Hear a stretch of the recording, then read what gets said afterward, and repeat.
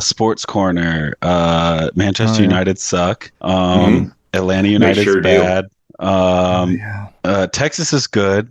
Texas is good. Oh, I got this. I haven't talked about this much on the show, but wait, yes, you're a sports fan now. My You're a soccer sports guy. pivot. Yeah, I mean, I've been doing not the best job at following it, but I do now follow it. We've converted you. Yes. Let's go. Let's go. And yeah, let me say, speaking of what you're saying, bad year to choose Manchester United as my Premier League team. Extremely God bad. damn it! I tried to let you know. The manager is like about to be fired. Yeah. It's been not about to be good. fired for 2 years now. That's true, and they need to just do it. I have been fun being a Barca fan, obviously. Though. Oh, of course.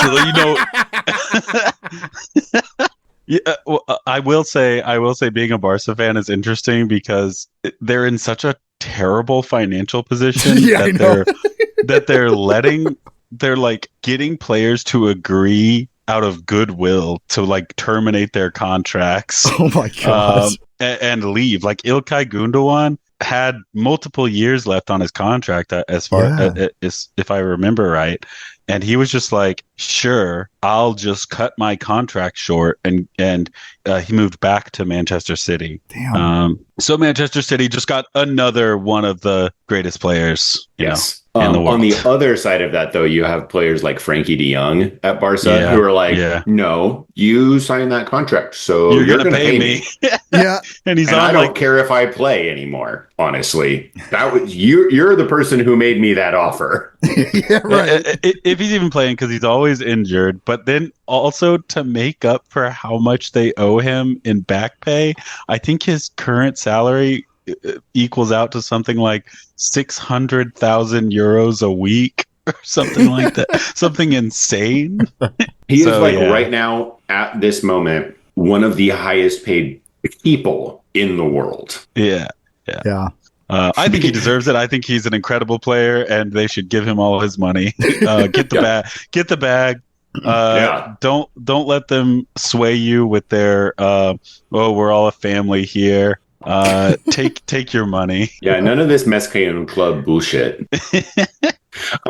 Josiah, did you watch that video of the Sao Paulo blimp crashing that I sent you and Nate? I didn't get a chance to watch it. What happened? Well, it's just a blimp in Sao Paulo. Okay, but it's got like the Sao Paulo FC like logo on it. It's like advertising for the team, and it just fucking crashed. Fuck yeah! It just like blimped into a building. I have to, I guess, cheer that on right now. I'm wearing a Corinthians FC hat right now, so go fuck you, SV. FC. You are actually in full ultra mode. Yeah. I've been joking that I want to start a communist ultra for Chicago FC. I thought that could be really funny. I think you should. In proper communist fashion, very used to losing, I think that's good. Just constantly taking L's. Yep. Well, I mean, that is, we are now officially eliminated from the playoffs after a really terrible last couple of weeks. Yeah.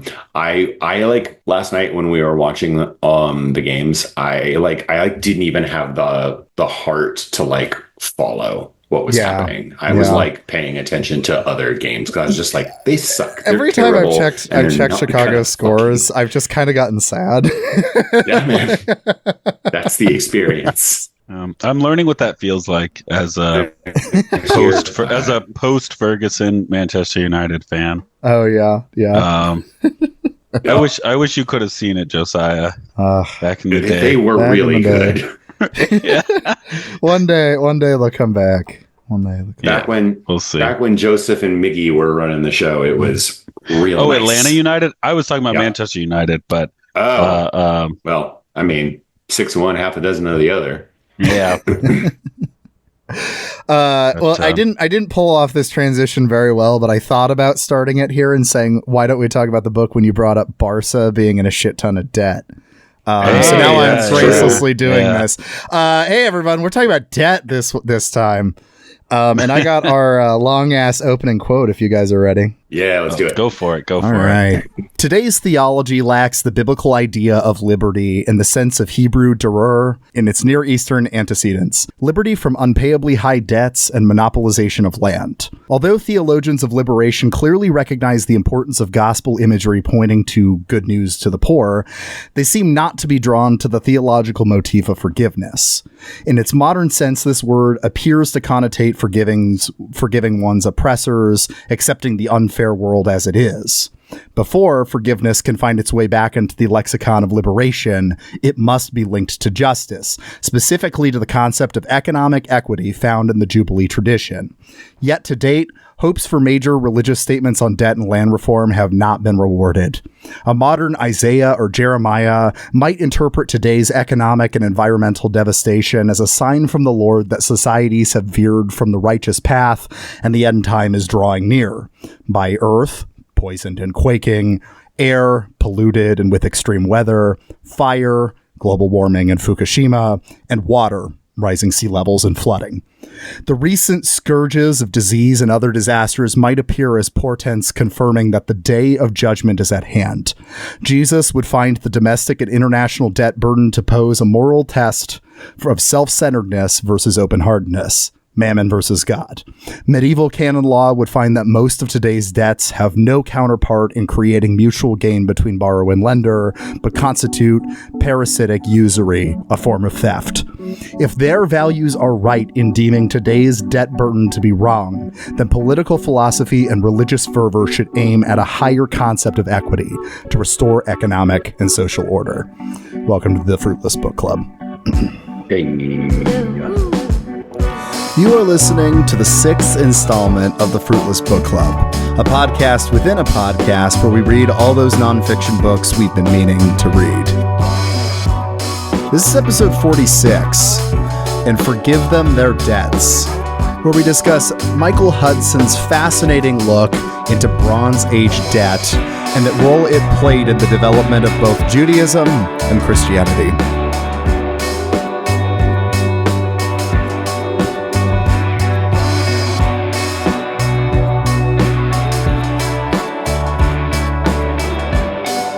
There's a lot of typos in this book. Yeah, let's just get into that out of the way. This fucking book. Go right in on this dude. Whoever edited this book for this poor man, they let him down majorly. Yeah, they did. This book was filled with so much incredibly interesting shit. And also, I hated how it was written. It was very rough at times. It was definitely rough. It was definitely rough. But every once in a while, he'd pull out a banger like the intro quote. Yes. Yeah. And there were moments where I was just like, he's spitting. Like, there's no other. He's like, he would say things and it would just resonate like really deeply. I thought he did a great job doing the broad conceptualizing, but then, when you're reading about Bronze Age interest rates, it can be a little bit difficult. And there was a lot of repetition. I think the editor should have really, like you said, chiseled down, like, you don't need to randomly start talking about this in comparison to the Greek economy you've mentioned 5 times in the middle of the Sumerian chapter. Don't need to do that. But it would just randomly fly off into like bringing back up a theme that's not even fully relevant at this moment. But again, the ideas in this are very good. So I think that's why I like that we're doing this episode, because this is a maybe daunting text, but hopefully we can make a little more accessible with this. Yeah, this is definitely a guy who is used to only talking to academics. Yeah, there's a lot of jargon. So much. Yes, the jargon, but also just like the literal way that it's written and like the coming back to a point that you made already or whatever. Like, hey, remember how I talked to you about this? Remember how I like reference this? And this is a guy who doesn't talk to normal people. He doesn't talk to normal people. I think that's a difference between, here we go. him and Graeber. There it is. Bringing up Graeber. Is Graeber will have the same thing, like the same style of like headers in the chapters. That's the Graeber counter. The Graeber counter. Same like type of like the headers and stuff like that. But I just think it's also written more accessibly is like the thing with Graeber.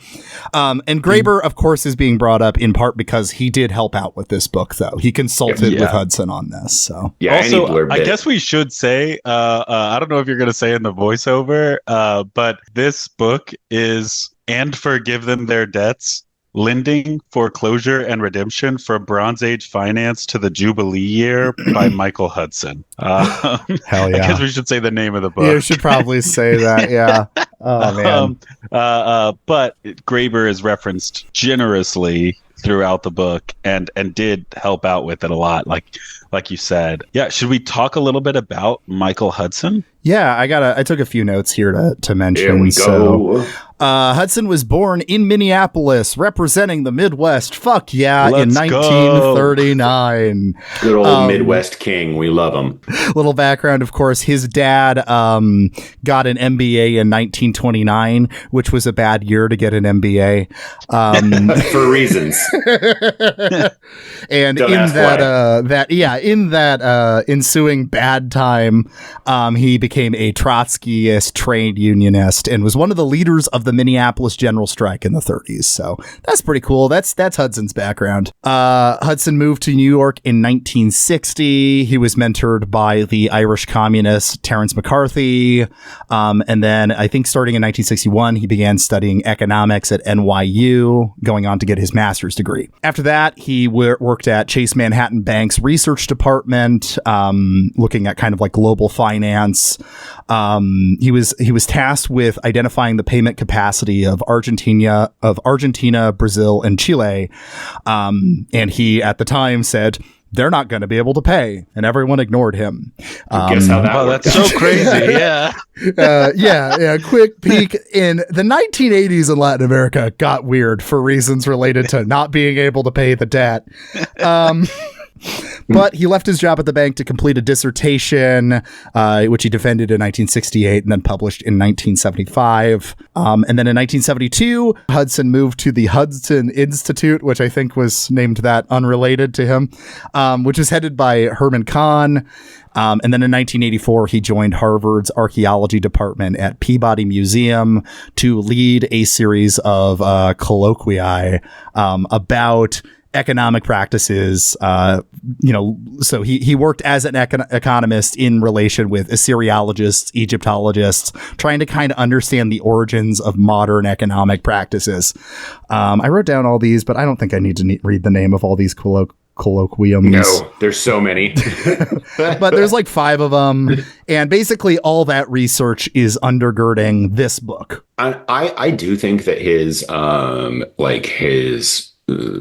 intellectual history is really interesting. And also just this is like a bit of a sidebar, but like I think it's funny how many people like have Trotskyist or Stalinist parents and then work at a bank. Kamala Harris. Yeah, or work at a bank, or like Adam Tooze has talked about the fact that he like was a college trot. Which I still like Adam Tooze. Like I think his podcast is very fun to listen to. But like it's just funny that like they end up like doing money stuff. Well, it makes sense though. I mean, if you're a young Marxist, you're exposed to a lot of economic concepts way sooner than a lot of others. And then I also do think that it's really interesting, and it's one of those things that I wish you saw more of today in academia, for the archaeology department to bring in an economist. Yeah. That sort of interdisciplinary working is actually really important to understanding things. History departments need people who know how money works. They need people who, so they don't need economists. Well,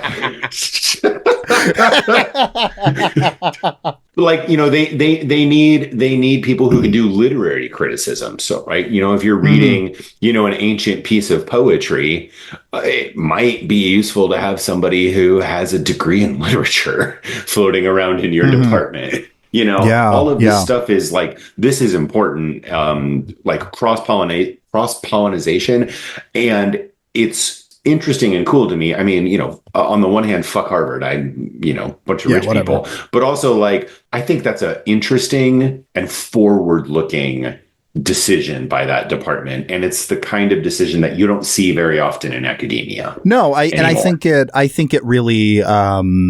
It's really beneficial, and it came alongside, you know, a shift in the you know, Assyriology and Egyptology and shit like that, that he talks about, because in the 70s and 80s, Assyriologists just like didn't really believe that all this debt forgiveness that comes up in like cuneiform and whatever was real. It must have been faked, because how could you pull that off? And then it was like a spiritual or like a mythological type event. Exactly. Yeah, the same way Christians now will try to tell you that Jesus saying it's easier for a rich man to get into heaven than to pass through the eye of a needle. It's like, yeah, no, it's like about this weird, this little door in Jerusalem. You know, it's about a little door. It's like, no, I'm pretty sure Jesus just said what he fucking said. And even if it were the case, the moral of the parable of the saying is the same. Still the same, kind of, with the door thing. Because it's like, oh, okay. Because, the whole thing with the door is like, oh, you couldn't go through the door without kneeling. And that's what the name of the eye of. Okay, so it's like you have to repent or whatever. That was the logic I had heard when it. And it's like, okay, so rich people need to repent? So same thing. Okay. Yeah. Cool. Yeah. Or you know, like, oh, you have to take all of the stuff off of the camel. The camel can go through, you know, okay. That means you have to get rid of your shit. To get rid of the shit. So the camel can go through that. Come on. Right. Yeah. There is like every like version of this I've heard. It just leads back to, but it's a condemnation of rich people. Anyway, it was in the 90s with these colloquia, and then the 2000s where, you know, it really helped. He was stunting on these free market Assyriologists. Yeah. They started to really figure out that not only was debt forgiveness very, very, very real, it was vital to the Bronze Age economy. And that is what this book is about. And this book is ultimately an argument saying that Bronze Age economists had a better understanding of how debt works than modern economists. And look, I'm convinced. I'm pretty convinced. Did I go into it with a very strong bias? With extremely strong priors? Yes, I'll admit. But it was an interesting elaboration on something that I think all three of us already see. That the proliferation of the debt and the widespread financialization of the American economy and the global economy is just pushing debtors down. It's almost common sense, you know, and yet it's not the consensus among economists. Yeah. Well, let's dive right in and just get to where the fuck the state came from. You know, what's going on with that? Touched on. I feel like I've touched on this in prior episodes. You have. But let's talk about it. I think this made you saying that make more sense. This is the original sin. Yeah, the original sin was the palace and the temple. Not to get too anarchist here. I'm not even a fucking anarchist. Like, what the hell? Yeah, I'm a statist. Yeah. No, you know what? I'm kind of a statist too. I mean, we love the state. This book. I stopped worrying and learned to love the state. There we go. Step on me, daddy. And before there were states, though, there were tribal communities. And tribal communities did rely on something resembling debt and gift exchange, but it had no interest. And I shouldn't use past tense there. There are current tribal communities that do rely on these things as well currently. And it's not only that they don't charge interest, but there's no formal way of enforcing repayment of lending. Yeah. So this kind of credit, this kind of gift exchange is not the kind of credit that we'll be getting talked about here in a sense, because it serves a social and anthropological function. Is what it unites people together. It's the stuff that links families together. Oh, we owe you one, that kind of thing. It creates a web of relationships. But what is going to be important here out of tribal communities is the role of the chieftain. Chieftain typically represents the community to outsiders, maintains authority by being really open-handed, really giving out a lot of the resources that come out of trade, whatever. And then importantly, the chieftain's household typically absorbs newcomers, fugitives, and dependents. So the people in society that can't take care of themselves, usually in some sense or another. That's the role of the chieftain. Now, that we don't have a lot of records of this transition. This was the case a long time ago, and the transition from that into the Bronze Age is a little difficult to trace. But what we do have is evidence of a transition from this secular chieftain role we're describing to the sacred role of the temple. So ancient Sumerian temples resemble Neolithic chieftain homes. We've excavated both. They look the same. And as we'll get into the role of the temple in ancient Mesopotamia, you'll see a lot of the same themes, taking care of the poor, taking care of the weak in society, stuff like that. Also notable is Göbekli Tepe. I never can pronounce this right. The fucking ancient Neolithic temple. That one that's in Turkey. Yes. Göbekli Tepe. Yeah, something like that. Or maybe Tebe. It required labor to build, right? Obviously, to make that, it needed labor. And the evidence points to, at that time, that labor was probably voluntary. Those people decided to do that together. There are similar construction projects in the Bronze Age, and by then, that is not the case. In the Bronze Age, construction projects like that rely on corvée labor. Which, just to clear that up for listeners, corvée labor is essentially you owe this to your boss, basically, as part of, they allow you to hang around, they allow you to have some land, some other things, and every once in a while when they want something done, you have to just kind of go do it for a little while. Yeah, it's part of kind labor. Of these kind of early relationships was you get this obligation to the land. You can use this land to raise your crops to live off of, and in exchange you occasionally have to come do labor for the temple or the palace, whatever, to do construction infrastructure projects, or to fight in the military increasingly. Yeah. It prefigures feudalism in many ways. Yeah. And one of the main distinctions there is that in the pre-Bronze Age, before the corvée labor institution, the laboring process was built around social gatherings and feasts and celebration and everyone getting together. Obviously, it was extremely difficult and probably very, very difficult to do all of that hard labor, but there was a social cohesion being built through that process. But between the 4th and the 3rd millennia BC, chieftainships evolved into institutions. I like this idea. Yeah. I love this idea because I'm just imagining an early Sumerian chief being what if I was actually a god? What if I was God's representative on Earth? Yeah. What if the gods chose me? Or what if I just told people that the gods chose me, and having that initial realization and being I could just kind of do whatever. Yeah. The first asshole to figure it out. Yeah, the first asshole to be what if I built a really big house? A really big house. To justify it, I was it's okay, guys.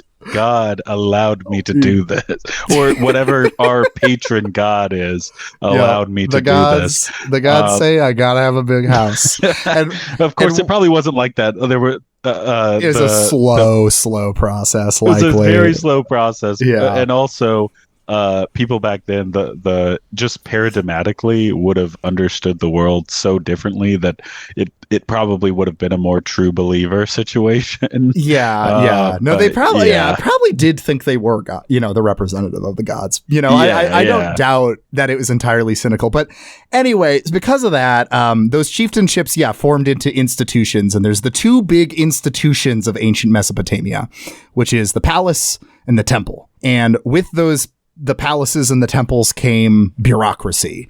Now applying the private public distinction to this time is anachronistic. It was kind of all of it, Yeah. But this kind of formed a dual economy here. So you have like rural areas still governed by that kind of clan-based oral common law that we're describing here. And the power to declare war belonged to assemblies of land-tenured citizens. Now, corvée labor initially was communal, but then the palatial claim on landholders, allowed that to be more by force. But instead of taxes in these early days, palaces and temples had their own resources to be self-supporting. So they were more interested in labor, corvée labor. Anyway, all this to say, though, what is really important is that palaces and temples are not a state. Like, even, treating them together as one thing, it does not completely form the function of the state yet. So the three functions of a state, kind of generally accepted are that it needs to be able to have the power to tax, the power to declare war, and the power to set laws for society as a whole. As we just described, all of those functions were being done by different things. So they weren't, they were not one thing yet. This will happen with time and with conquest. Yeah, because increasing bureaucratization and consolidation of power. Yeah, because, as over time, waves of conquerors arrive into the area, taxes get levied, tribute fees start getting introduced, land herds and workshops are being managed increasingly on behalf of the palace.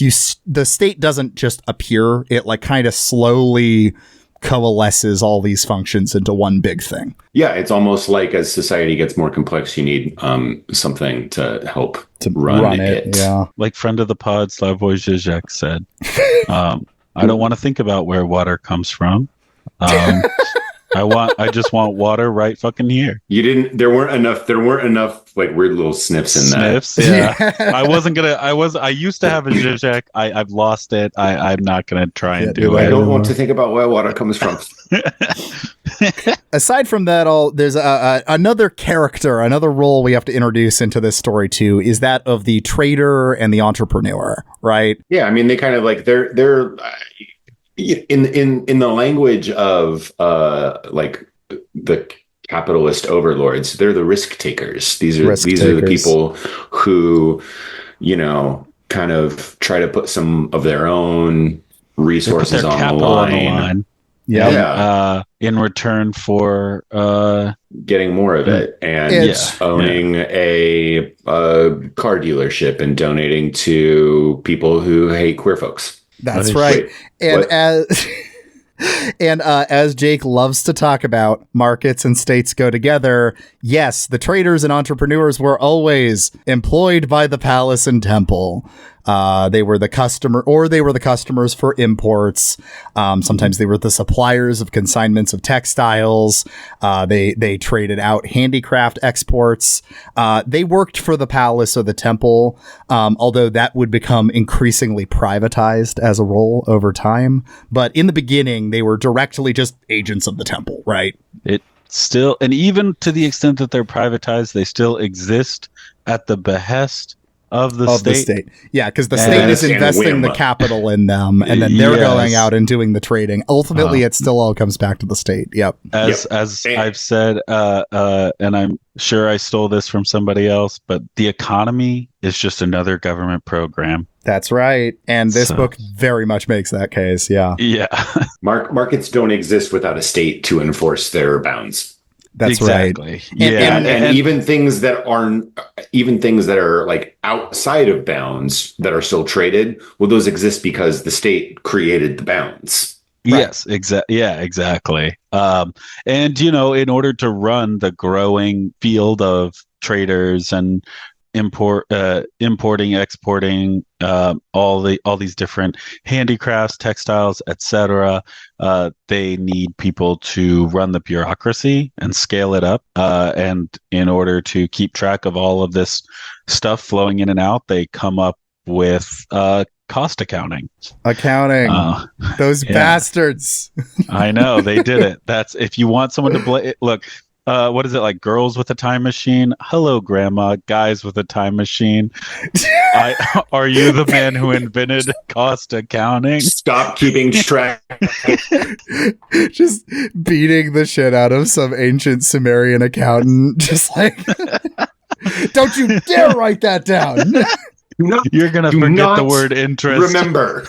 They're like, I don't understand you. You're speaking modern English.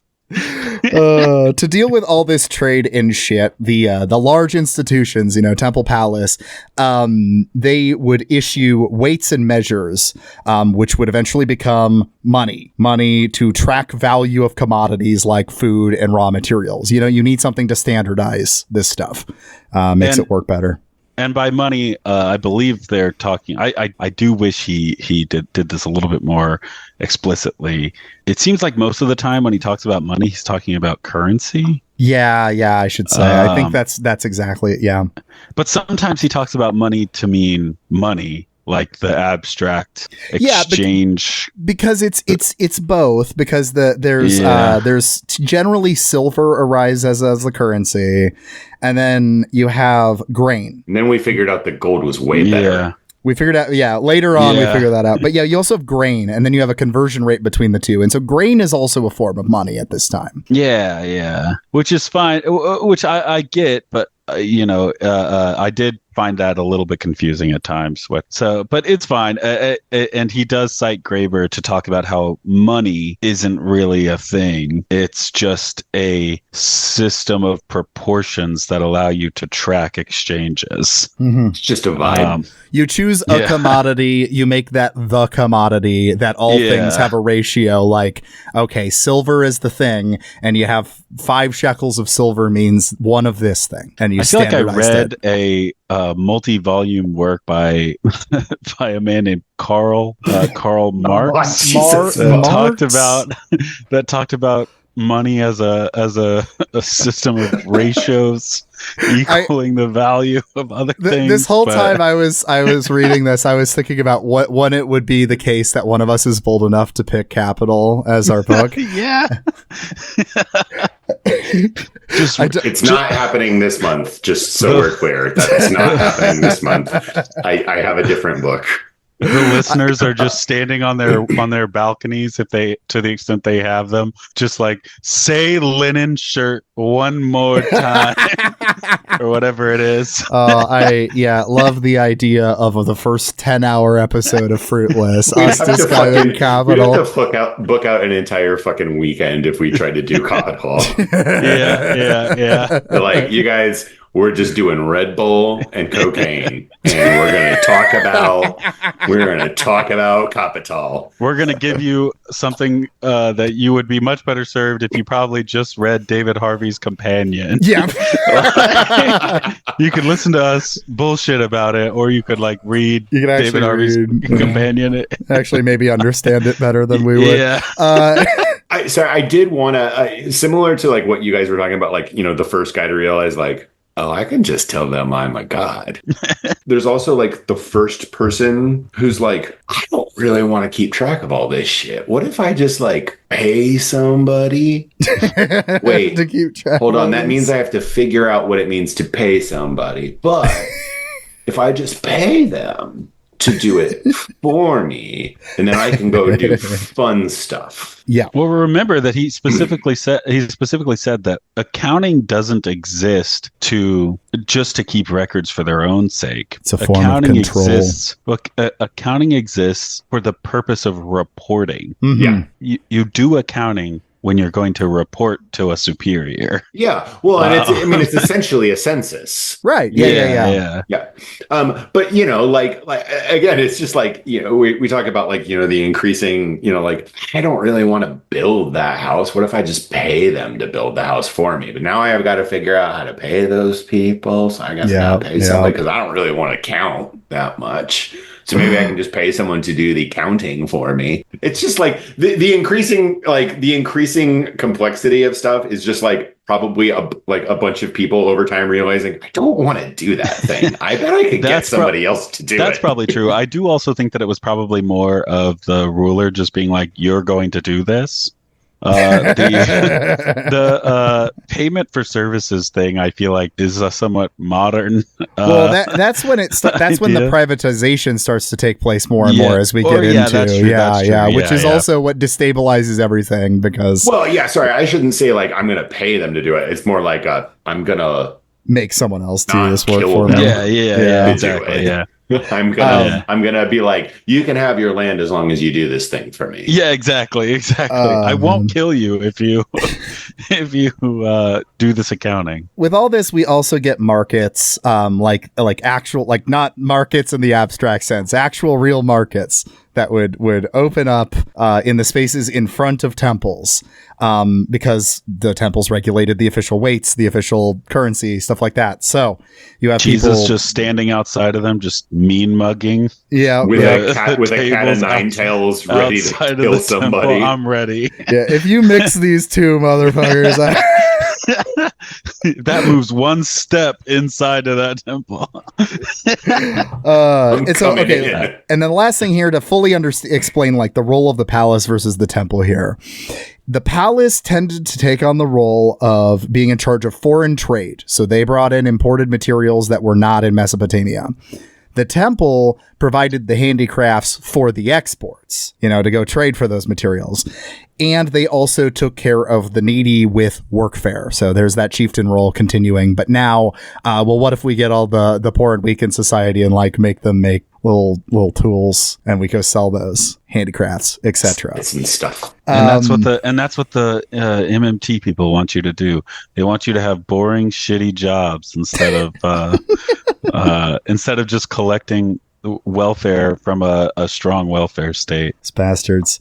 But all right, where does debt and interest come from in all this mess that we just described? This was such a slog, I have to admit. This was just it was extremely interesting, but and also a little bit repeat of Graeber. If you've read Graeber before, you kind of know some of these arguments already, like kind of the whole stuff about gift giving and tribal communities and how that's not quite the actual source for debt. I did think that was like an interesting little sidebar, though, the extent to which gift giving and the way that it kind of culturally evolved is pretty widespread and also like pretty similar.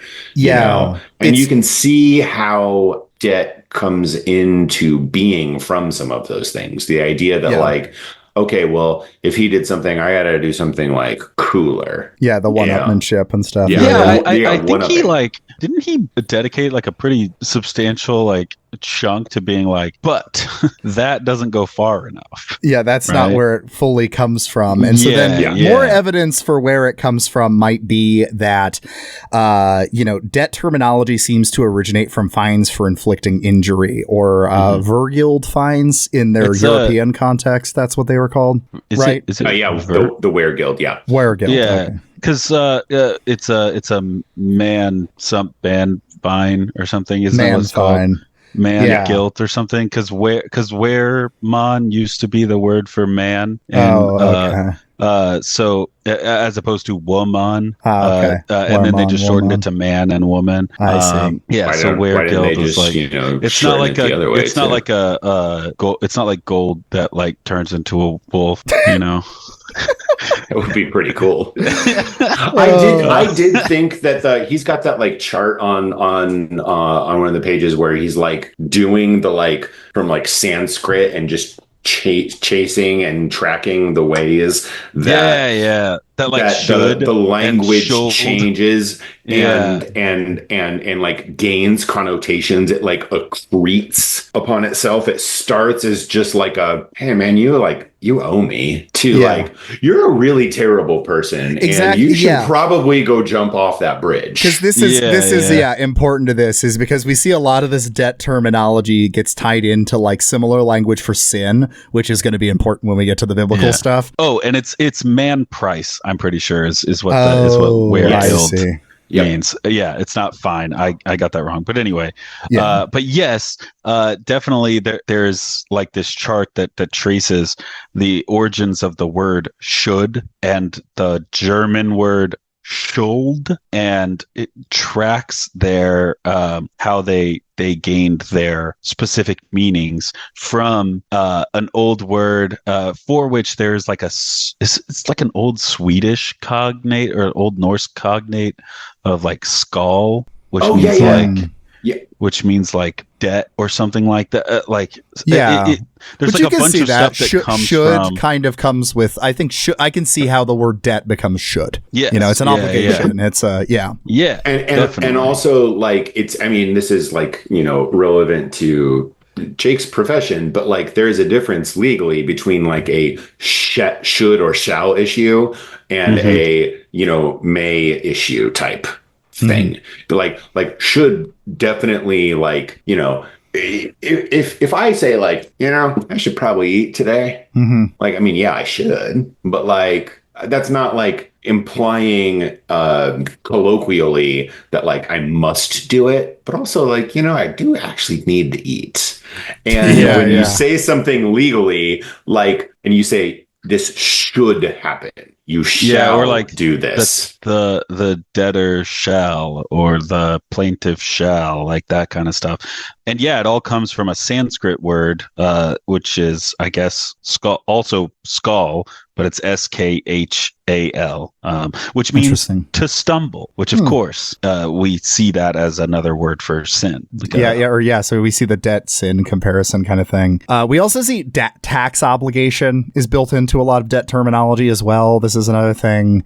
And then, we see kind of this development we're talking about here in the complex of ideas in the terminology for money.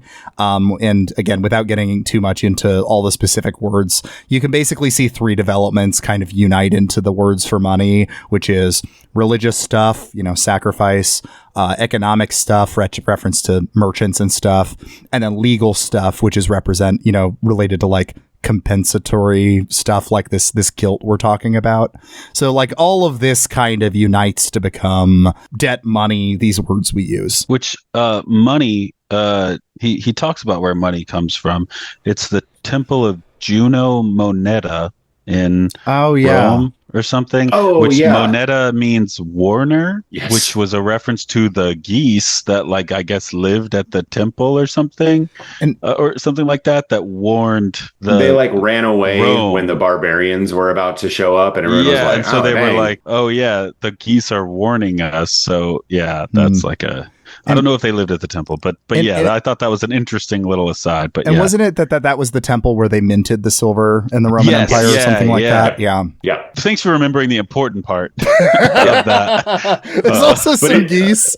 But it is funny that the word money comes literally from like a Latin word for warning. Like, hey, that is funny. Yeah, this is a bad idea. We shouldn't do this.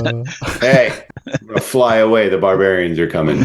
Stop turning those into weird circles. But through all this, we see kind of the slow development of debt and eventually of giving out loans.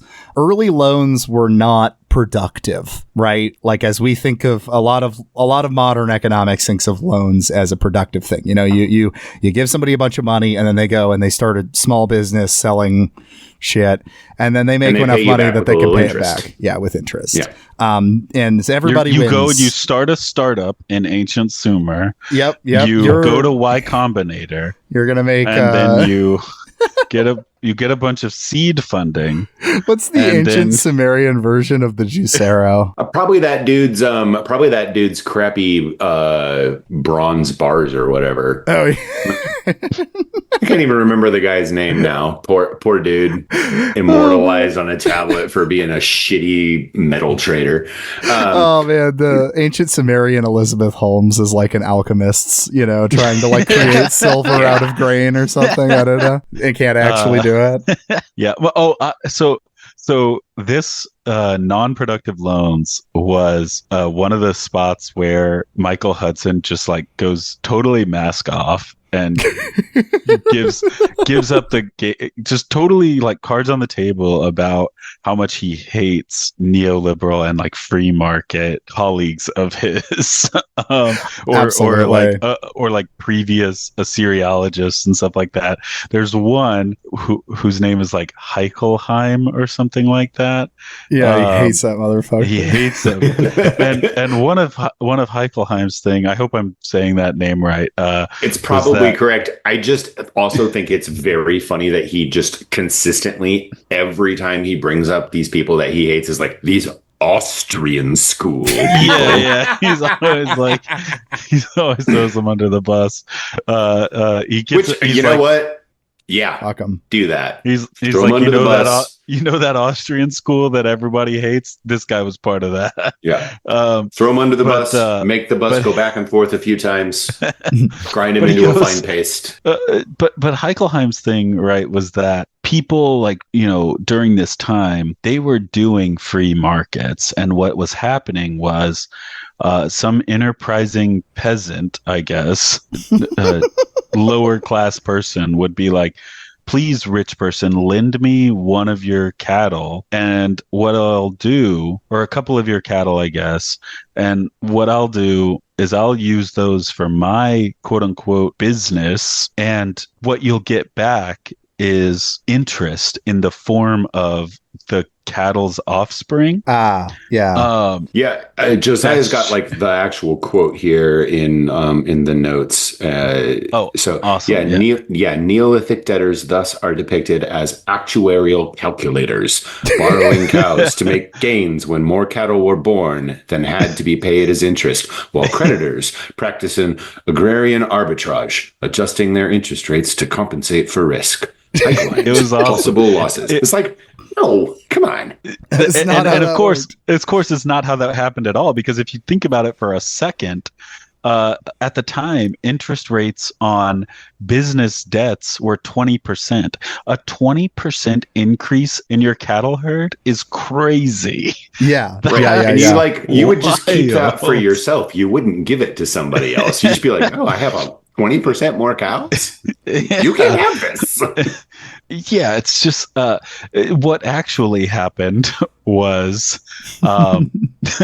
was the lower class, like the debtor in this situation, already had cattle and would pledge those cattle or other livestock to the creditor as collateral, and if they couldn't pay back the loan that they got in return for pledging that collateral, the creditor would just foreclose on the collateral and take it, which was the goal. Like the creditor didn't actually care if he got the creditor probably preferred to get the collateral rather than just get repaid on the loan. Yeah, which you see in creditors to this day too. They want people who do not pay things off, because then you can get somebody paying more, in the Bronze Age you can enslave them eventually. Take their cattle, whatever. But important it's interesting that he just specifically though calls them out, and it was just like, these guys think that the poors are taking cows from the rich. It's the other way around. Why are they so stupid?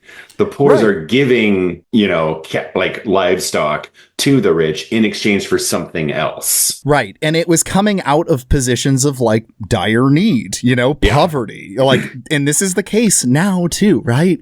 you know, it like your credit card debt, I think functions a lot more like this than than maybe like a business loan. You know, business loan matches this like idea of productive debt, but like, you know, you take out a bunch of credit card debt, you know, either because maybe you're wastefully spending, but then also out of desperation. I think some of the periods of my life I racked up the most credit card debt and had to deal with that shit was you're paying for groceries, medical expenses. Exactly. It was when shit happened. It was when the car broke down. It was, you know, anyway. So it's same then as it is now. the most credit card debt that I like personally went into was when I unexpectedly had bad teeth. Yeah. I didn't have dental insurance. So I just had to put that on the credit card and then spend 3 years paying it off. Yep. Well, but like, what was I going to do? Not have teeth? Right. Yeah. One other similarity is that the interest rate, interestingly, the interest rates on credit cards are about the same or higher than the silver interest rate. Yeah, than the usury going on, which was 20%, and now you get like 25% credit card interest rates, like crazy stuff. I want to really underline that the interest rates that are denounced throughout the Bible were lower than what credit card companies do today. Now, the flip side, I will say, is a credit card company cannot enslave me now or my children. So you win some, you lose some. Just give John Roberts some time, man. Yeah. But not to go too far ahead, but what do creditors do? They eventually erode the regulation so they can get away with more shit. So, I mean, you're not wrong there, right? Yeah. But also when you're pushed through debt into dire economic circumstances, and then you do something illegal to try and survive, and then you go to jail for it, and then that jail, that prison leases you out. That's a great point. To a farm in the deep South to do work. You are a debt slave. You are a debt peon. Dang, for a second there, I thought you were starting to do the first part of Les Mis. Well, I mean... Tale as old as time, right? That's Beauty and the Beast. I stole a loaf of bread. So the productive borrowing that did take place at this time is the origin of a lot of interest rates, though, and that's also important here, because there was productive borrowing, which was, as we mentioned, the palace gives some money to a trader and expects that money back at an interest. You know what I mean? And that's built around the fact that the trader is going to go and they're going to charge higher rates than, of course, they bought it from. They're going to, make money, and they can make as much money as they want, and come back, and then they have to pay some of that additional money, that surplus that they produced. So there's where your markets kind of function in here, and that's where you get a lot of these kind of interest rates that you see depicted on Sumerian tablets and shit. Well, and also, like, kind of crucially, that like kind of market thing, and I'm not opposed to markets in general. But if you are trying to sell, usually what you're doing is you are interacting with people who are outside of your immediate circle. Those are the kinds of people that, you would just be like, yeah, man, here, you need this, here it is, right? Or, like, here, give me something that's like just as valuable as this. I don't need to make money off of this from you. Like, this is a close personal relationship.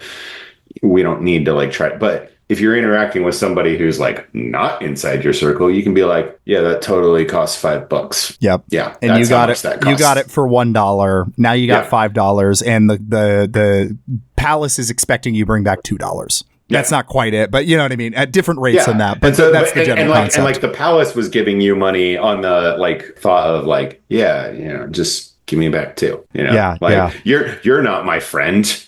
Just give me back too later. I don't care. Trade develops this kind of interest rate, and you can also see it in its connection to the calendar. So likely a lot of these like interest rates were set related to the Mesopotamian calendar, because they had and also counting system. They had a 60-based counting system. They had a 360-day administrative calendar.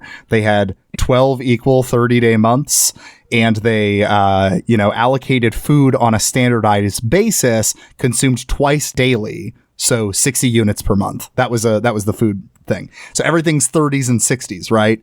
And then the interest rate is 1/60th each month. So it just fits in the calculations and how they're doing it. And you can see this concept repeat in similar places, because interest rate in Egypt was 1/10, and same in Greece, both of which used a base 10 counting system. Rome used a base 12 counting system, and their interest rates were 1/12. So you see, it's ease of calculation that developed these kind of interest rates initially. The way that we do it here, like for our central banks setting interest rates, is essentially decimalized.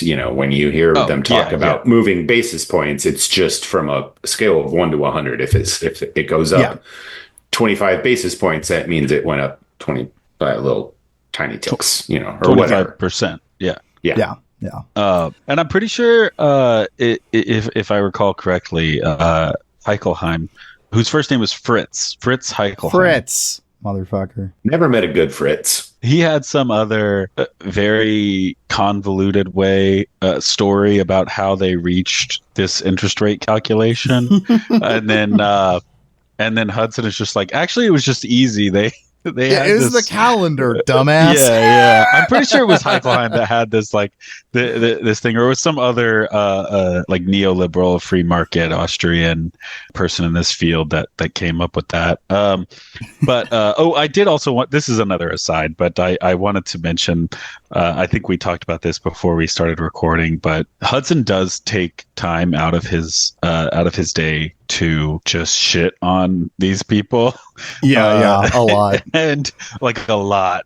And one of my favorites is when he's talking about Heichelheim, and he talks about his pretentiously titled Ancient Economic History from the Paleolithic Age to the Migrations of the Germanic, Slavic, and Arabic Nations.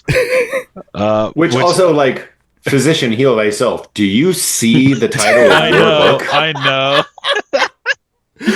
He just hates them, you know what I mean? It's not about it actually being a pretentious name. But Michael Hudson is right, and we agree with him. So so we don't care. Fine. All right. Important last chunk about debt before we get into the history proper here. There was an important general process, attitude at this time, that a debt that can't be paid shouldn't be paid, which feels obvious and yet is no longer obvious. So if a trader gets robbed, they're not expected to pay the debt. Crop debts, if there's a drought, if there's floods, debts will be forgiven, generally, as time goes on. Because how can you expect to ask for a bunch of grain from people who just had a drought? That would make no sense. I don't know.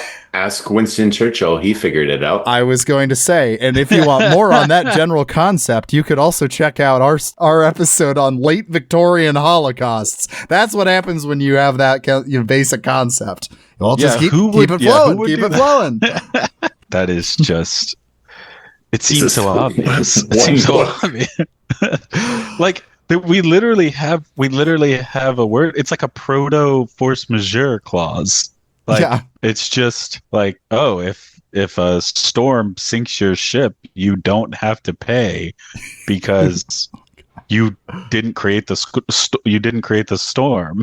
You could still have to pay the debt if you were negligent in handling the goods and stuff. Here we go. That. And this is where it comes in. And no offense, Jake, but people start getting lawyer brained.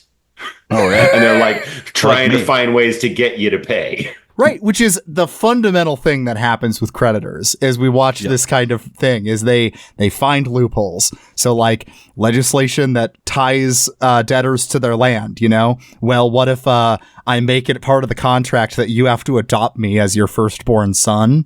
Yeah, that was crazy.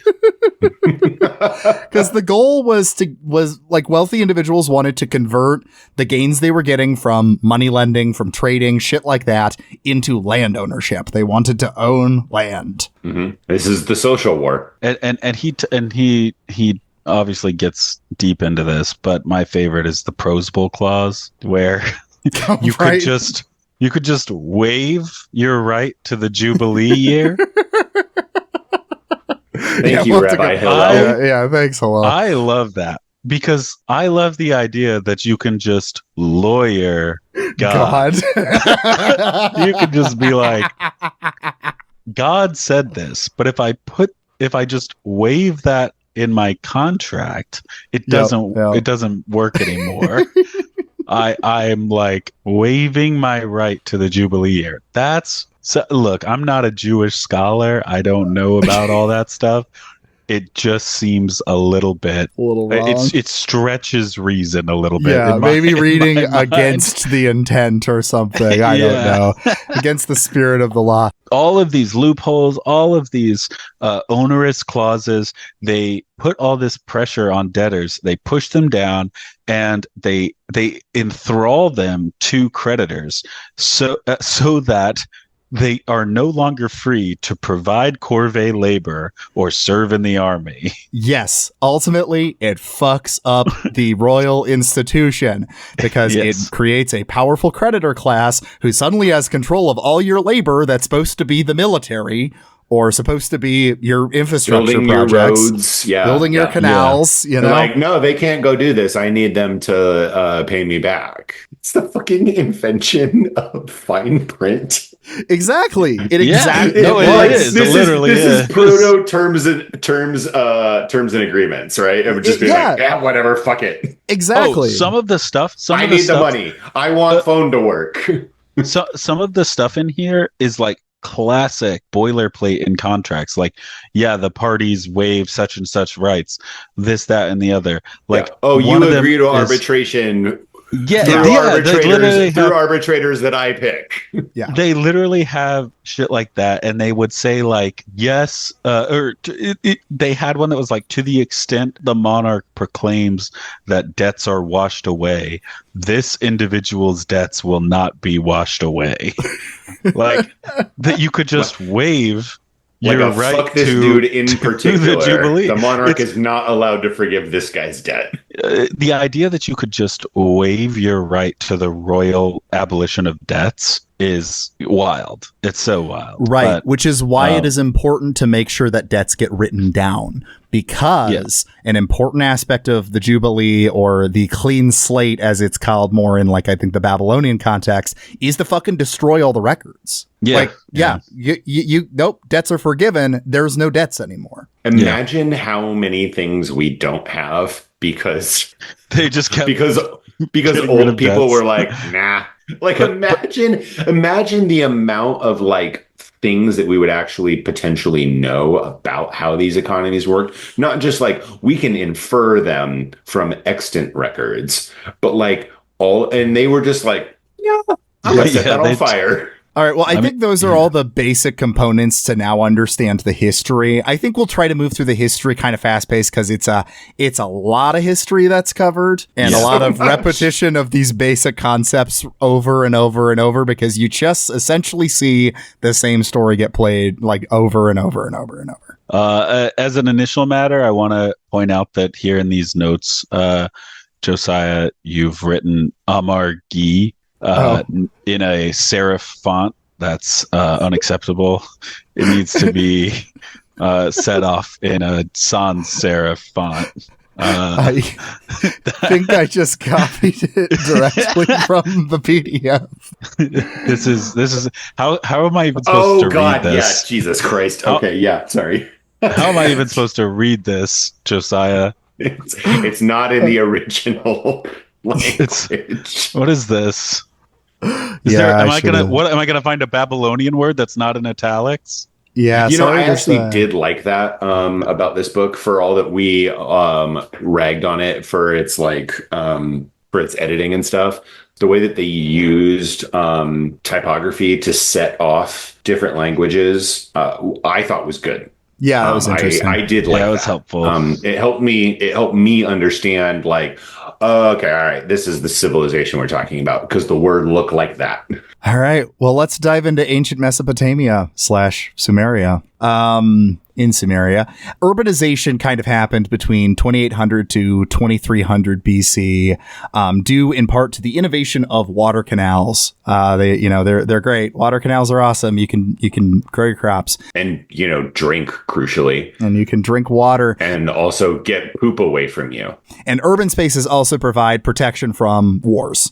And there were a lot of wars going on right now because the water levels of the Euphrates were declining. This is why all the urbanization was happening, was because the countryside was getting less water. And so you want to go to the cities that have the canals with all the water. So, by its peak, 4/5 of the population of Sumeria were living in urban city states. And, this is where we kind of see the development of the state. There was a lot of conflict between these city states. And the first documented builders of these kind of military empires that would spring out of these city states all began as temple administrators. Lagash, am I pronouncing that right, is like the main city we have records from this early period. So most of our understanding of Sumer is from their perspective. That's a great question about pronunciation. To be honest, they're dead. Are they going to correct us? But to be honest, I think I've only seen this in writing and specifically from playing Civilization. Yeah, I'll be fully honest.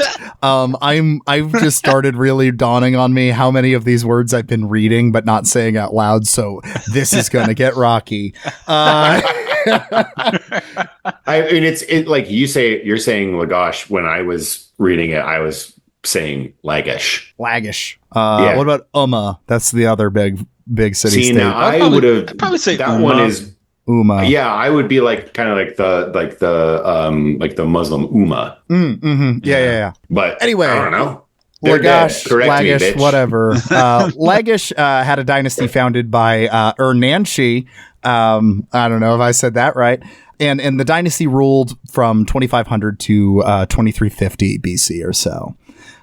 There was a conflict between Lagash and Umma that I am not going to get into because it was complicated. But I'll just say those two city-states fought a lot. And the final king of the Ernanshi dynasty was Enmetina, I think. And this is the first debt cancellation we have on record. And it was done in the wake of winning the conflict with Umma, with the caveat that they now needed to provide their own labor. So the palace, needs to provide its own labor now, or maybe the temple. I'm not quite sure there, but the ruler needs to provide his own labor now because they had a contract with Umma where Umma was providing labor. And with this new piece, that no longer would be the case. So to get a bunch of labor, what does he do? Proclaims an amarki, which is a large scale debt forgiveness. Reading a quote here. Vanquishing the foreign enemy, Enmetina gives to the poorest of his town a remission of their debts. Certain poor families have had to sell their children. Others have had to sell the mother. This is why, following his victory in the south, Enmetina restores child to its mother and returns the mother to her children. He also, or rather thus, annuls the interest due. So here we are. First time doing this. Yeah. And again, it's important to drill into he annuls the interest due. Like the interest is essentially like the collateral that you gave away and that you would get back upon repayment of debt. And this is debt remission. The interest is returned to you.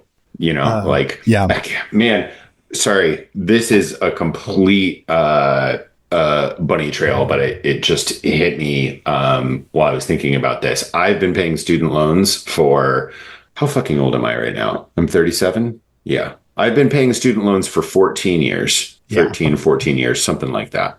I have paid more money in interest on those loans than my initial borrowed principal. Yeah. And I still have something like $70,000 in outstanding principal. When somebody says, can we forgive student loans? People go, well, why don't you just pay it? I fucking did.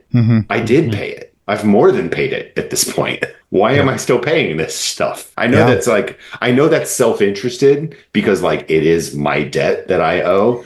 Yeah, but also still, like I paid it. It's ridiculous. Is it your debt? Because the society as a whole has an interest in seeing its citizens educated. I mean, yes. So it's like, and also like, look, man, I signed the first of those loan agreements when I was 18 years old. Do you know how fucking stupid I was then? Like, I'm dumb now. Imagine me at 18. No. Like, good God. Like, why did I do that? Why did people let me do that? Why was it legal to do? Yeah. It's crazy. It's bonkers. What if we had a clean slate now? It'd be pretty great. You don't understand. inflation would happen. Biden inflation would happen. You know that thing that's been happening anyway? Yeah. That would the happen. loan that we're paying on this house, like, yeah, I'm actually I don't have like a philosophical problem with paying a mortgage. Yeah, I mean, yeah, would I like the interest rate to be lower? Sure, of course. But like, I don't know. I live here and it's dry and it rained for literally a day. Yeah. Earlier this week. I don't really mind paying for that. That's okay. But like my education, like anyway, sorry. I know that's a bunny trail. I know we can cut it or it can be on extras or whatever. I don't know. No, it goes straight. It goes straight into this because that is a debt that I think. I mean, I don't. It wasn't specifically contemplated at the time because it was mainly for debt peonage in the form of like crop debts and things like that.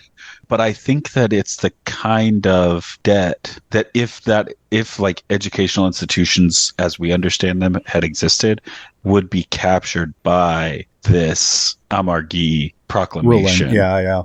Because it's not a business debt. I think it definitely it would have been it would be forgiven. Yeah. Which it goes to the idea that we talked about earlier that modern economy that these Bronze Age economists understand how society's relationship to debt on a much deeper level than modern economists. Absolutely. Yeah, that like, hey man, this is like owner. I mean, like I think about all of the stuff I could have spent that money on. Yeah. All the ways that would have stimulated the economy too. Yeah. But, and again, it's like I said, it's like, oh, you just want to have your debt forgiven. I was like, well, I did actually already pay it. Yeah. If it was just about paying off the direct amount. Yeah, it's the interest. Well, moving on here in this kind of history here, we have the proclamation of Rukagina. Again, I'm skipping over some history. Bunch of wars happened. There is another dynasty,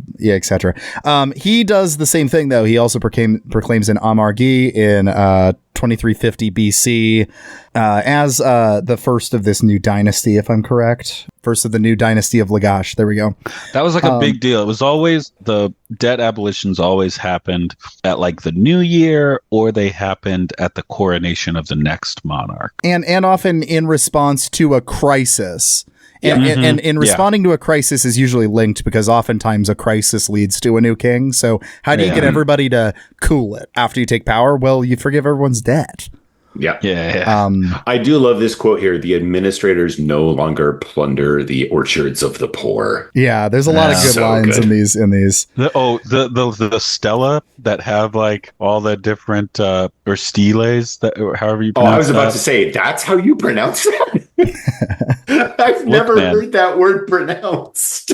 I don't know. Maybe Josiah's heard it pronounced. I'm going out. I'm just doing my best. Yeah, we're winging it with the pronunciation here, guys. I'm sorry. But basically, I've never heard it. I always just called it a steal. Maybe that's what it is. I don't know. But the pillar thing, the totem that had the inscription on it, they were always just like gassing themselves up so hard. They were always like, I have established justice. I have saved the people. I have washed their copper. Urukagina's Amargi is the first one to explicitly be like, I am the protector of widows and orphans. Which, like, when you think about it, though, like, I am the protector of widows and orphans, like, those people were probably like pawns in debt. So for him to say, I am protecting widows and orphans is probably literally releasing those people from bondage. Yeah, it's literally true. And also helping them out if, say, those widows and orphans were working in the temple workshops, as we'd been talking about. One of the things that he did in this Amargi is increase rations for workshops. So getting paid better, more food, etc. Nice. So that's the main one. It's important to also note that the goal of Amargi was a return to the status quo. It wasn't a revolutionary thing. It was a conservative thing. And it was also a very natural decision. Like both of these Amargis we've talked about do not have long justifications for the ruling. They don't feel the need to justify it, which suggests that this was probably practiced prior to these. These are just the first ones we have records of. Yeah. Again, definitely. They just kept burning their shit. Yeah. Why did you set so much stuff on fire? Like they're called like breaking the tablets. Yeah. Or clean slates too. Comes from the same thing. It's cleaning off the slates. But this wonderful setup that we had of city states, Sumerian city states, was destroyed by this motherfucker named Sargon of Akkad, who invented the concept of empire. The YouTuber? No. I was thinking about that while reading this, where I was just like, what an asshole to name yourself that. I know. To like give yourself that pseudonym. The more I'm like actually reading about him right now, like this guy sucked. But I mean, it's just like absolutely. Peter Thiel calling his fucking company Palantir. It's like, oh, okay, I know that's We're the bad guys. Isn't so cool how we're the bad guys? Openly evil. So war between Umma and Lagash led to weakened regional power, which allowed Sargon to go in, just kick all of their asses and unify Sumer for the first time. And at this point, like, I'm not, it's iffy on whether we've invented states yet leading up to this point. Now we got a state. This is a state. And then he has his Kanye moment. I am a god. Yes. Yeah. Hurry up with your damn croissant.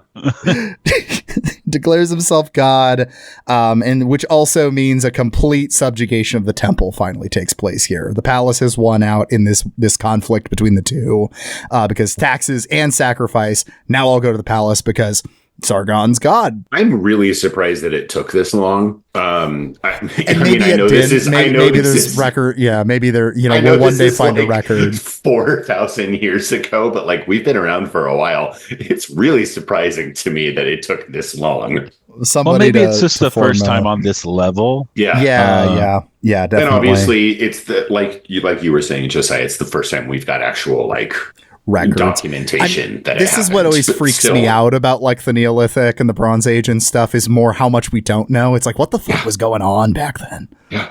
Everything we're doing is inferences. It's wild. Yeah, like we'll get to the Bronze Age collapse briefly here, but like that freaks me out whenever I think about it, because we have so little knowledge of what actually happened. We just know all these empires died. Yep. And then it was just kind of the apocalypse for a couple centuries. The sea peoples? And we talked about it a little bit up there, but like, the water levels are falling in the Euphrates. Like, I mean, this is climate change that obviously was not anthropogenic. The Middle East used to be like really, really green. Huge swathes of, I mean, there's like a reason that like Northern Africa was something that the Roman Empire like prioritized control over. It's because it was actually really productive and fertile land. It's fucking not now. Right. But it wasn't. And it hasn't been since before the Industrial Revolution. So it's like, we didn't cause that one. The other stuff. We have caused. Yeah. The thing is, climate change isn't real. Right. Got it. Yeah. Yep. That's it. That's the takeaway. No. So Sargon had this like really, really extractive style of rule. So all goes back to Akkad as the capital city state that's just pulling shit from all the other city-states.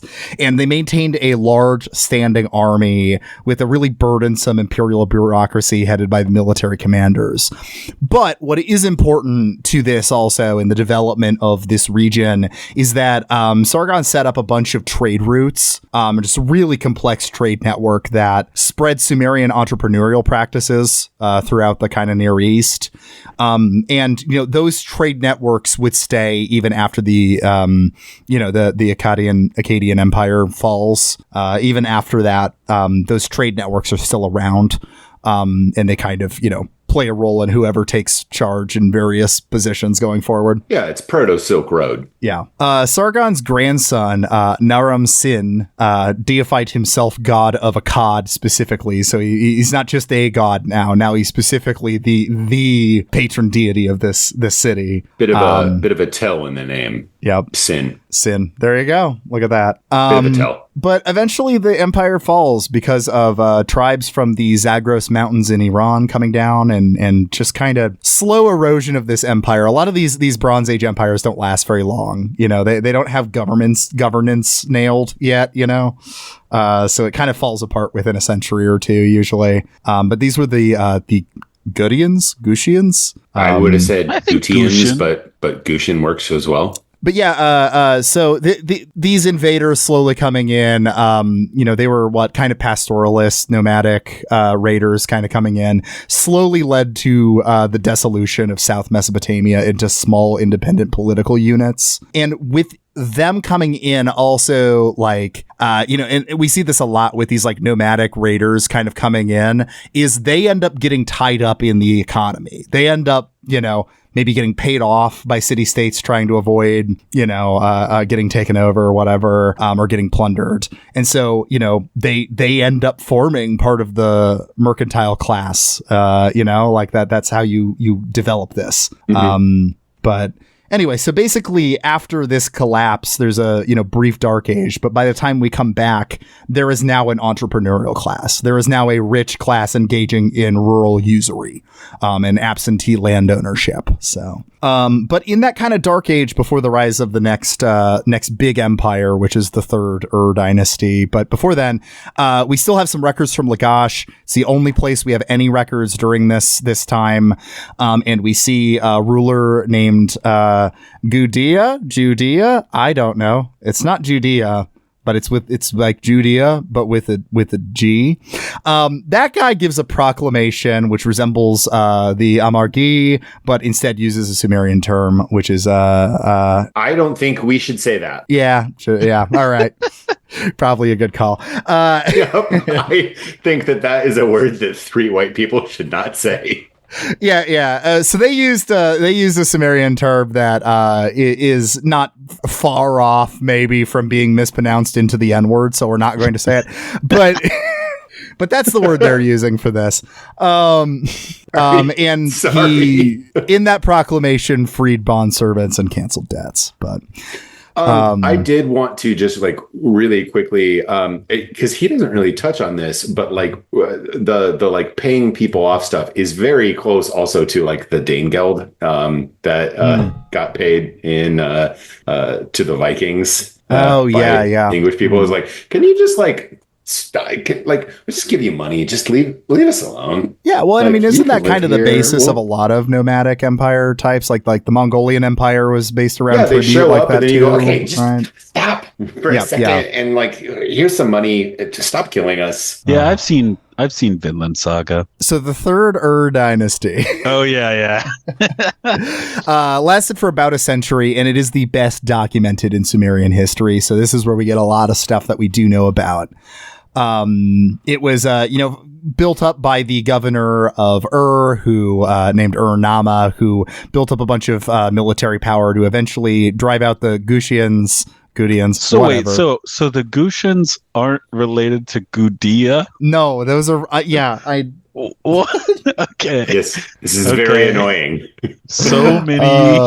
So they drove them out and they subjugated all the other city states. Nama installed his daughter as the priestess over the temple, so he's got control over the temple and the palace now. Move. That was a smart Good move. That's what you do in the Bronze Age. He inherited those Acadian trade networks that we talked about and instituted debt forgiveness and anti-usury laws. Here we go. There's an extensive body of legal rulings and canceled debt circa around 2100. His successor, Schulgi, canceled debts as well when he took power, and also extended Acadian land practices, though. So we get land managers, herding overseers, and other economic functionaries. All of those owed the palace a stipulated return, but could keep whatever they could extract from above this level. So, you're hiring out other people to go do the tax collection or manage the land or whatever, and they just have to bring back the taxes, but they can say that they need more than that and then keep it. So that's where we get, the slow privatization of these functions that makes problems. That being said, the gains were limited to the palace bureaucracy at this time, so it wasn't just random people that were given this role. It was people in the palace bureaucracy or maybe generals, stuff like that. But as they built up their fortunes, they started lending out some of their money and try to seek prestige by acquiring land. So we get into these practices of stealing land from people by loaning, and then eventually, when nobody can pay off the loan, taking the land in some way. Maybe that inheritance trick we talked about, stuff like that. So during this time, lots of families started falling into clientage and having to sell their children. There was personal debt to money lenders. In general, individual creditors were loaning out a lot, and they were loaning out into other economic spheres.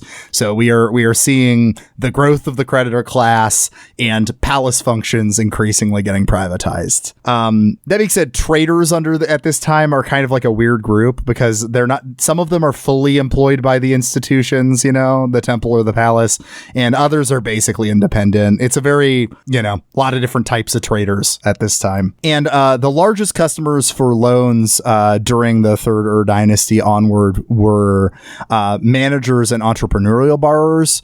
But rural usury was becoming more prevalent, as I mentioned, selling children and things of that nature.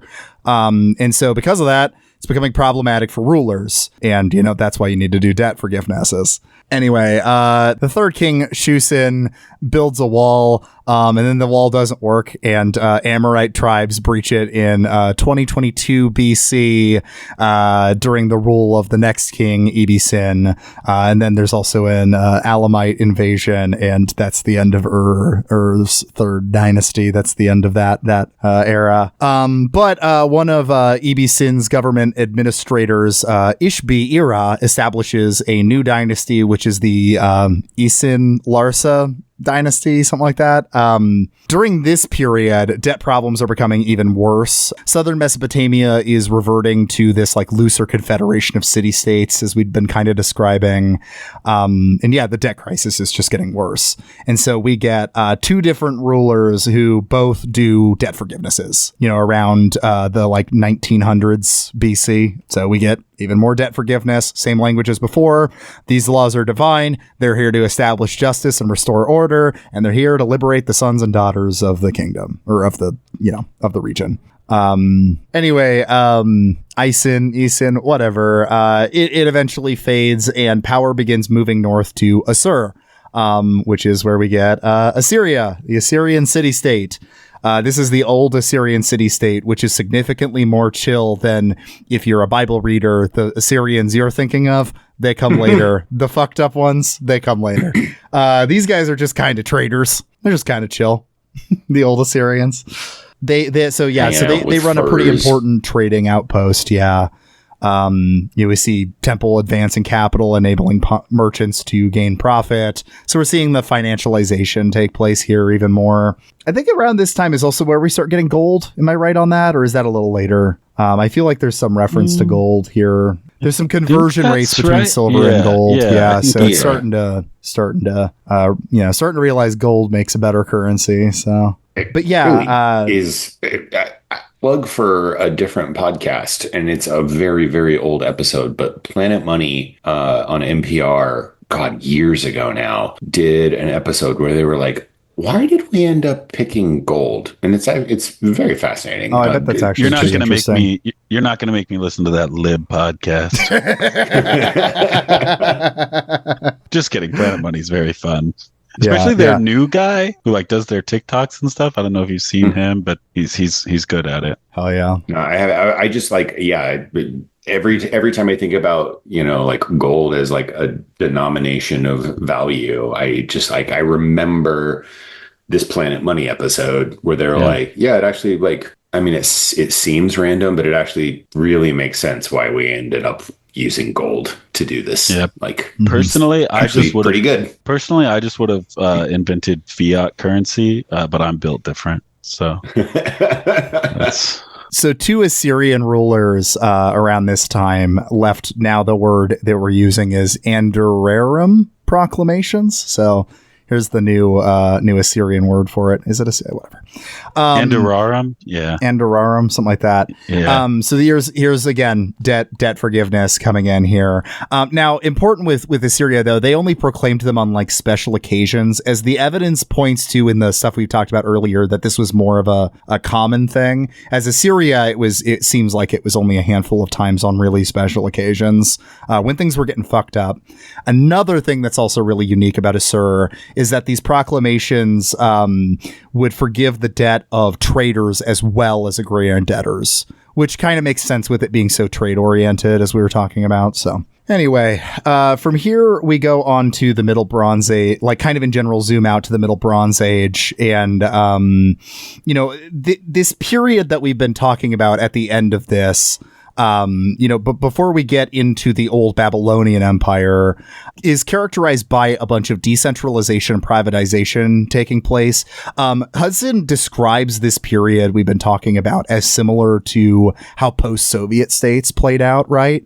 Except, in this case, it's warlords from like these invading tribes, but it's the same thing where people come in, they sweep in during, times of collapse and disorder and just buy everything up, you know what I mean? And try to start money lending and getting involved in shit. So we're seeing that like... It really makes sense for this to be something that is on his mind, because a lot of the work that he was doing around debt in the 90s and stuff was kind of cognate with what was happening in those post-Soviet states. And several of those like colloquies that we talked about at the 2 hours ago were like, some of them were hosted in Russia. Like he's like kind of literally talking about what got done to these countries. Yeah. Absolutely. When he's doing his academic work. So I think that's interesting. I think that's notable. Yeah. So in general, this kind of period before the, Hammurabi and the official like old Babylonian Empire is a succession of Sumerian and Babylonian rulers bidding for the support of Amorite chieftains, making military and economic alliances, and sometimes turning over large sums of property, temple property, sometimes to local headmen. It's like Putin gathering the oligarchs. That's right. Essentially. And with that comes a separating of administrative functions from the income that they would be receiving, right? Like actually doing the work is getting separated from having the title. It's so like it talks about like periods where like one office could be held by like 100 different people, basically awesome. Like shareholders or something. Because none of them were actually doing the work. Yeah. So they're hiring other people to do the work, and then they're all like, having this office. But here we go. We get the old Babylonian Empire, and we get Hammurabi. He extended his military alliances throughout southern Mesopotamia by delegating autonomy to his fellow Amorite chieftains and other local leaders. And throughout the dynasty that Hammurabi sets up, we get 6 consecutive rulers canceling debt within a 166-year period. So we get a lot of debt cancellations. Babylon loves canceling debt. Also loves kicking your ass for a science victory in Civ 6. That's right. This is where we get the image of, justice and righteousness and liberty that we see in like the Statue of Liberty, right? Yeah, literally comes. Yeah. Yeah, the raising the torch of justice and righteousness, which is to symbolize the sun god Shamash, who was the deity of wise rulers. In general, in this region, sun gods were kind of associated with like justice and then financial, being just regarding finances. And importantly, it does seem like at least at the start, literally a torch got raised. Yeah. You know, like the beacons were lit. The Misharu, you know, right? Yeah, isn't that what it was called? Yeah. Whereas, probably it eventually turned into like a symbolized torch or whatever. We love symbols, us humans. But like at the beginning, like they were literally raising a torch and like essentially driving off darkness, right? Yeah. Because they are the avatar of the sun god, right? And so the light from the torch is restoring people, and I think that's that's fascinating anthropologically. Yeah, absolutely. Anyway, sorry. Yeah. And there will be a quiz at the end to know what the names of all of the different debt abolitions are. Absolutely. The fuck not.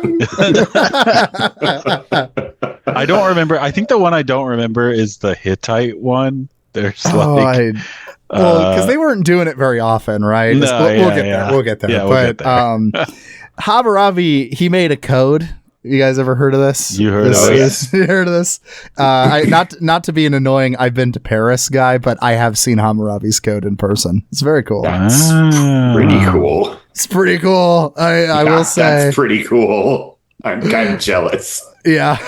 That was one of my favorite things. It's pretty cool that when you're like learning about this stuff, they just never tell you that like all of this stuff is on there. They just tell you about like eye for an eye, tooth for a tooth. You know? Yeah. Which even then was built into the War Guild kind of similar stuff. So it was like, actually connected to the debt, you know? Yeah, and it was like the actual eye for an eye thing was like, I know, it literally like the last resort, like that you did not want to do that. And the law did not want to do that to you unless there was no other option. So we'll go through some of the shit that comes out of Hammurabi's laws here. One of the important things is forcing record keeping, like we were talking about. You have to have record keeping in order to have debt forgiveness like this.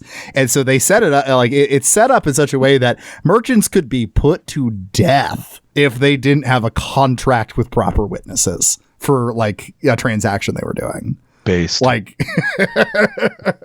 Sweet. Can't do this under the table. Back. Yeah, we should. We should bring back Hammurabi. There are ways in which Hammurabi's law is more progressive than modern economic policy. Let's see. Hammurabi subordinated private fortunes to the palace. He blocked land from being transferred to creditors. We got laws stipulating that only the owner of a field could harvest the grain or sesame, not a creditor. So you can't have somebody agree to like take all your shit, take all your crops or whatever. We have laws prohibiting them from collecting grain debt on the threshing floor or from the granary without the owner's permission. We have the wives, daughters, sons, servants. So essentially the bonded over people for debts could only be stuck around for 3 years. You couldn't hold on. Basically, the idea is you can't own someone for more than 3 years, which is like, I guess, better than life peonage. But you guys should have workshopped that one. but the 3 years is for the 1/3 interest rate because. Mm-hmm. You would pay off the interest within 3 years, and so that's how long the indenture lasted. Yeah, you also have like policies set in place to prevent creditors from trying to get around decisions. So like really harsh penalties for judges who reverse their decision out of nowhere because of a sum of money they might have received. Things of that nature. Pretty harsh penalties for that. Do love here.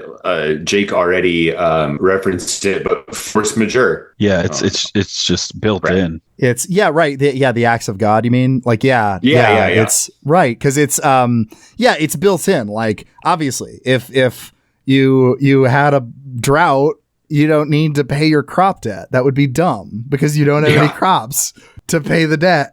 Yeah.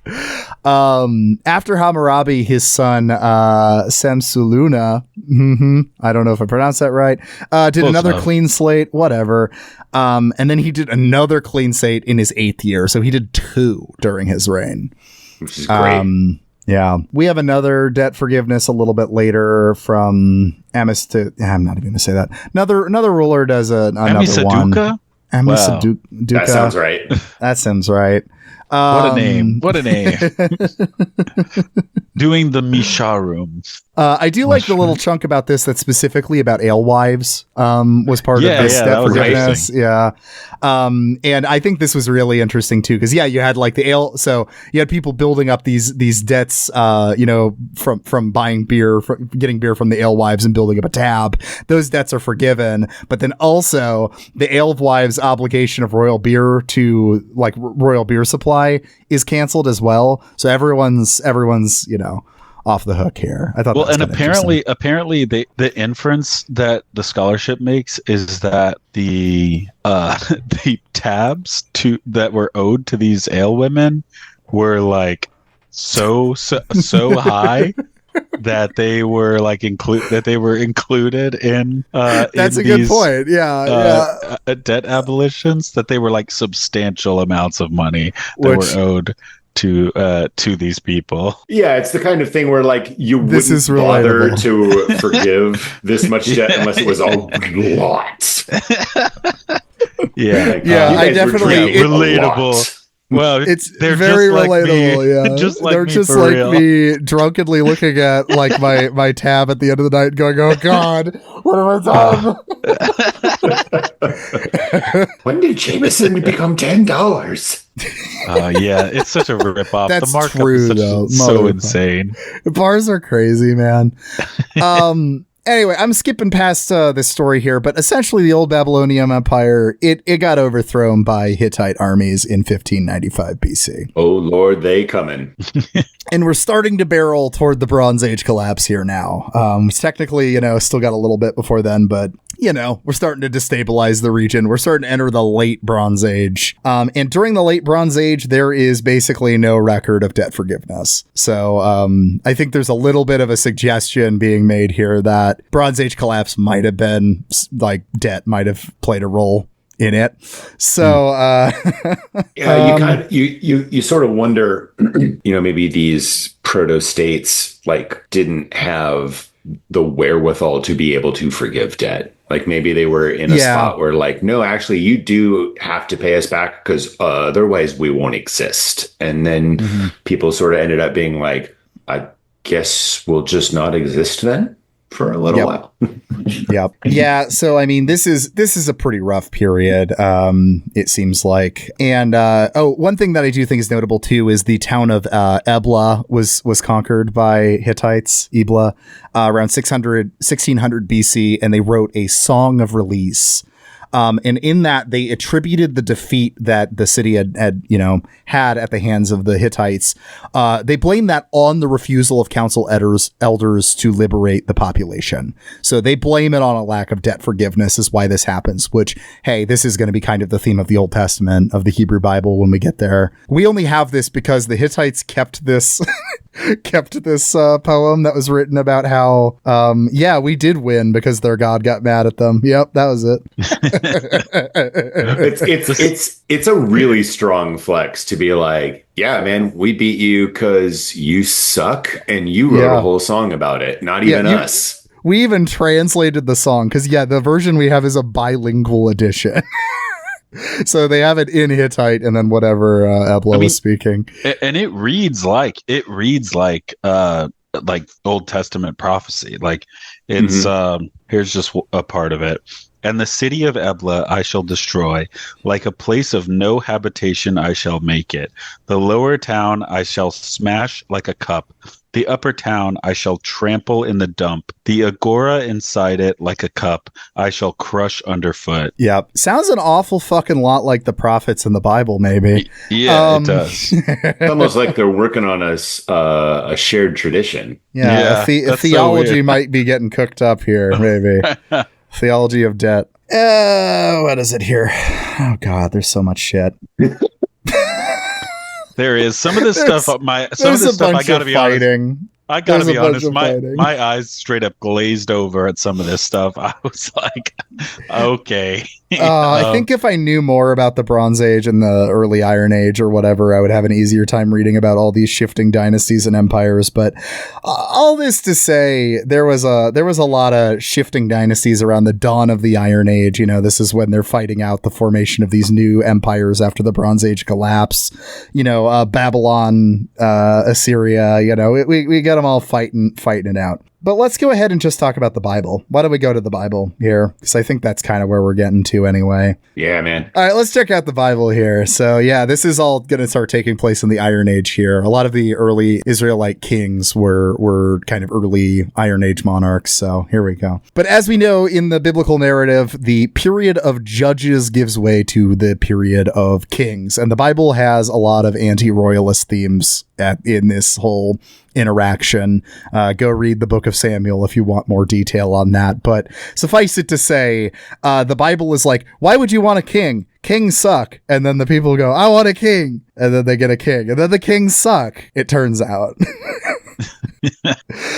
Now that being said, classic. The evidence points to that a lot of the biblical debt laws might not have been followed. And this is, I think, this is important to the development of the religious tradition here, is this was writing down principles of like justice that were not being followed in the world around them. And that's kind of the theme of the Bible, is more this spiritualizing of what used to just be a policy that people in the Bronze Age would do.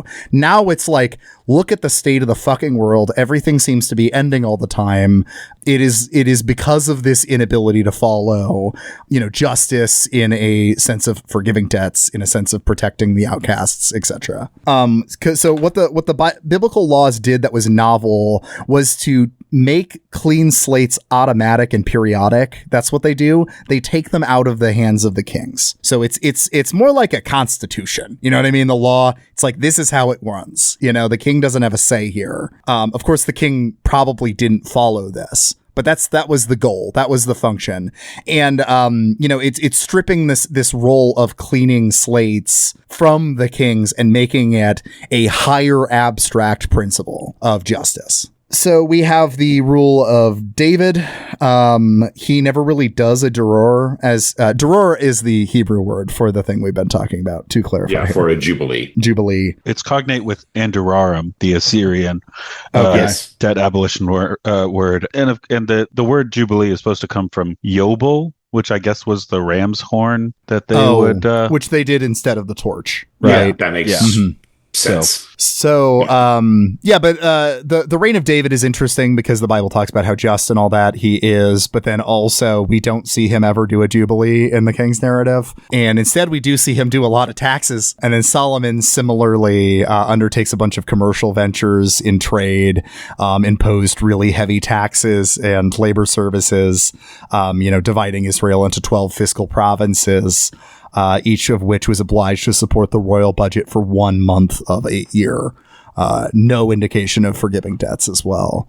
I thought that this segment was interesting in that I don't think I'd ever really reckoned with the idea that Solomon actually just sucked. He did a coup. I didn't get into that, but I mean, in the narrative, he basically does a coup. He's not a great guy in the Bible. When you grow up, it's like, wise Solomon, wealthy Solomon, generous Solomon, that's all you ever get taught when you grow up in the church. And then you kind of hear that he had a bunch of wives. And then, they reference that every once in a while, but they're like, but he wrote some pretty cool poetry, especially that really horny one. Do you like that one? But he also did magic and shit. And so then it's just because I've fallen away from the faith. I haven't really ever thought to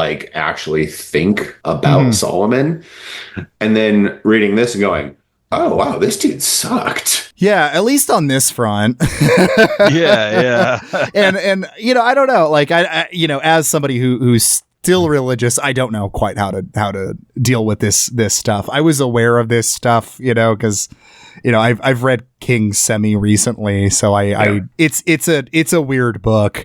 I am obviously, with my political proclivities, much more attracted to the writings of the prophets than I am to the behavior of the kings, but we'll get there. Oh shit, did I not? I didn't include David and Bathsheba, but also David and Bathsheba, quick reference, exactly what we've been kind of talking about, of like creditors sweeping in and trying to steal something, in that case someone's wife, so we're seeing that predatory behavior is actually depicted in this scenario. But anyway, Solomon likely didn't forgive any debts. He dies in roughly around 930 BC, and his son Rehoboam initiates a crisis that splits the kingdom. He increases tax burden upon taking the throne, and when he's asked to lighten the burden, he increases taxes even more. Yeah, Rehoboam sucks. He's like a huge beast. Yeah, he's huge as shit. And 10 tribes of Israel withdrew from Judah, chose Solomon's rebellious administrator Jeroboam as king. Israel's subsequent history depicts the land as suffering punishment for having left only the smaller kingdom of Judah to worship Yahweh. And we go on through the narrative. There's several kings, but I'm going to skip ahead here and look at in Israel. So, there's the split between Israel and Judah going on right now. In Israel, Omri usurped the throne, and his son Ahab taxed Israelites heavily, like, Judean kings had been doing. You got to fund your naval expeditions to find the white whale. That's right.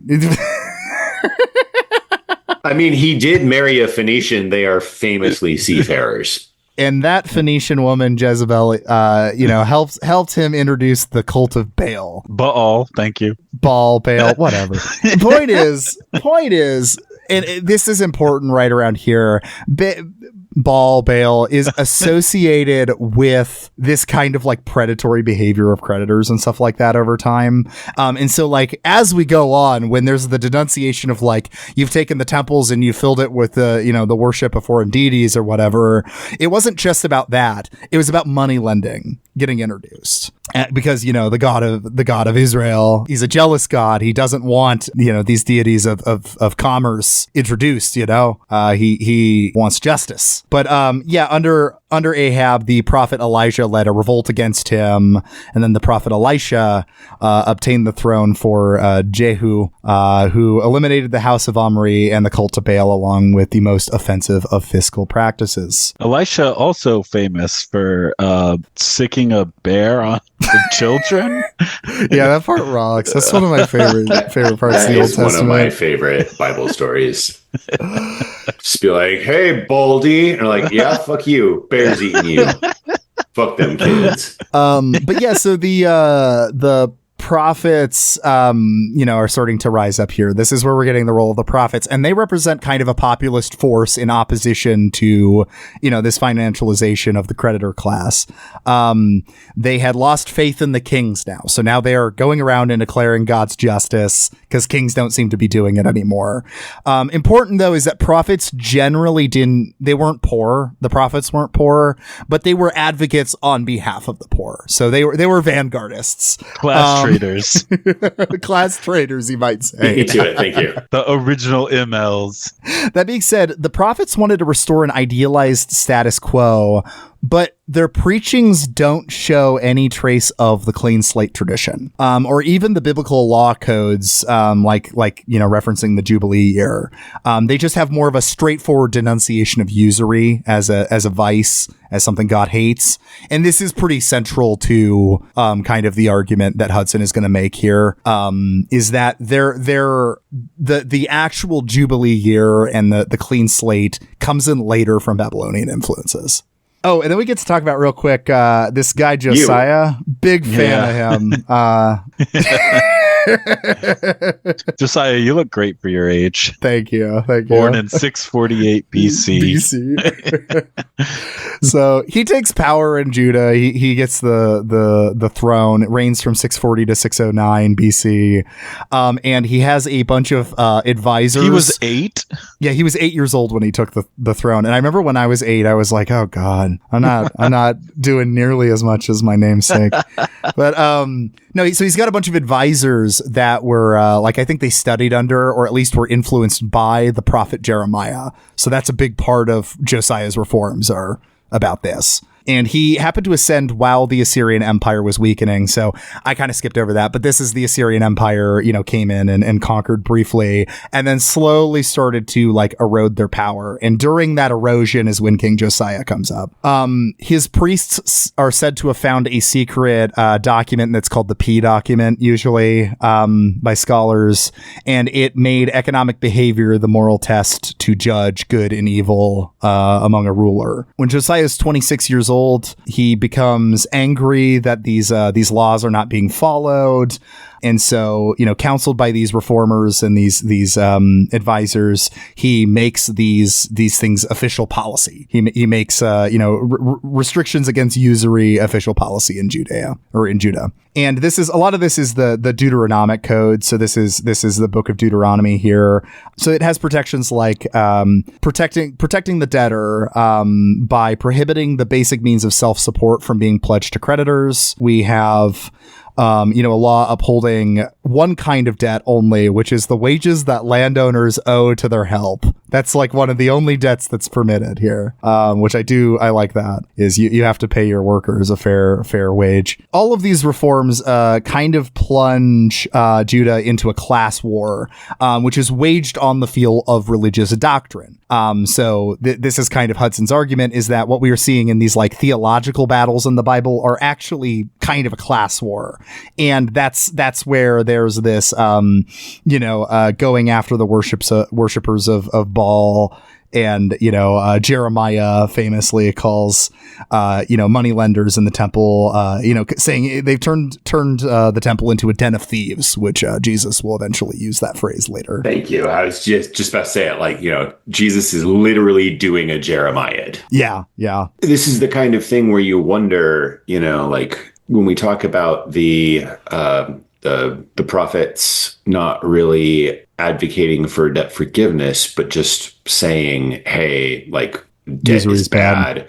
Mm-hmm. Usury is bad. And then you look at the Deuteronomic code and you just sort of wonder whether or not there's potentially a level of, we just kind of didn't pay attention to that for a while.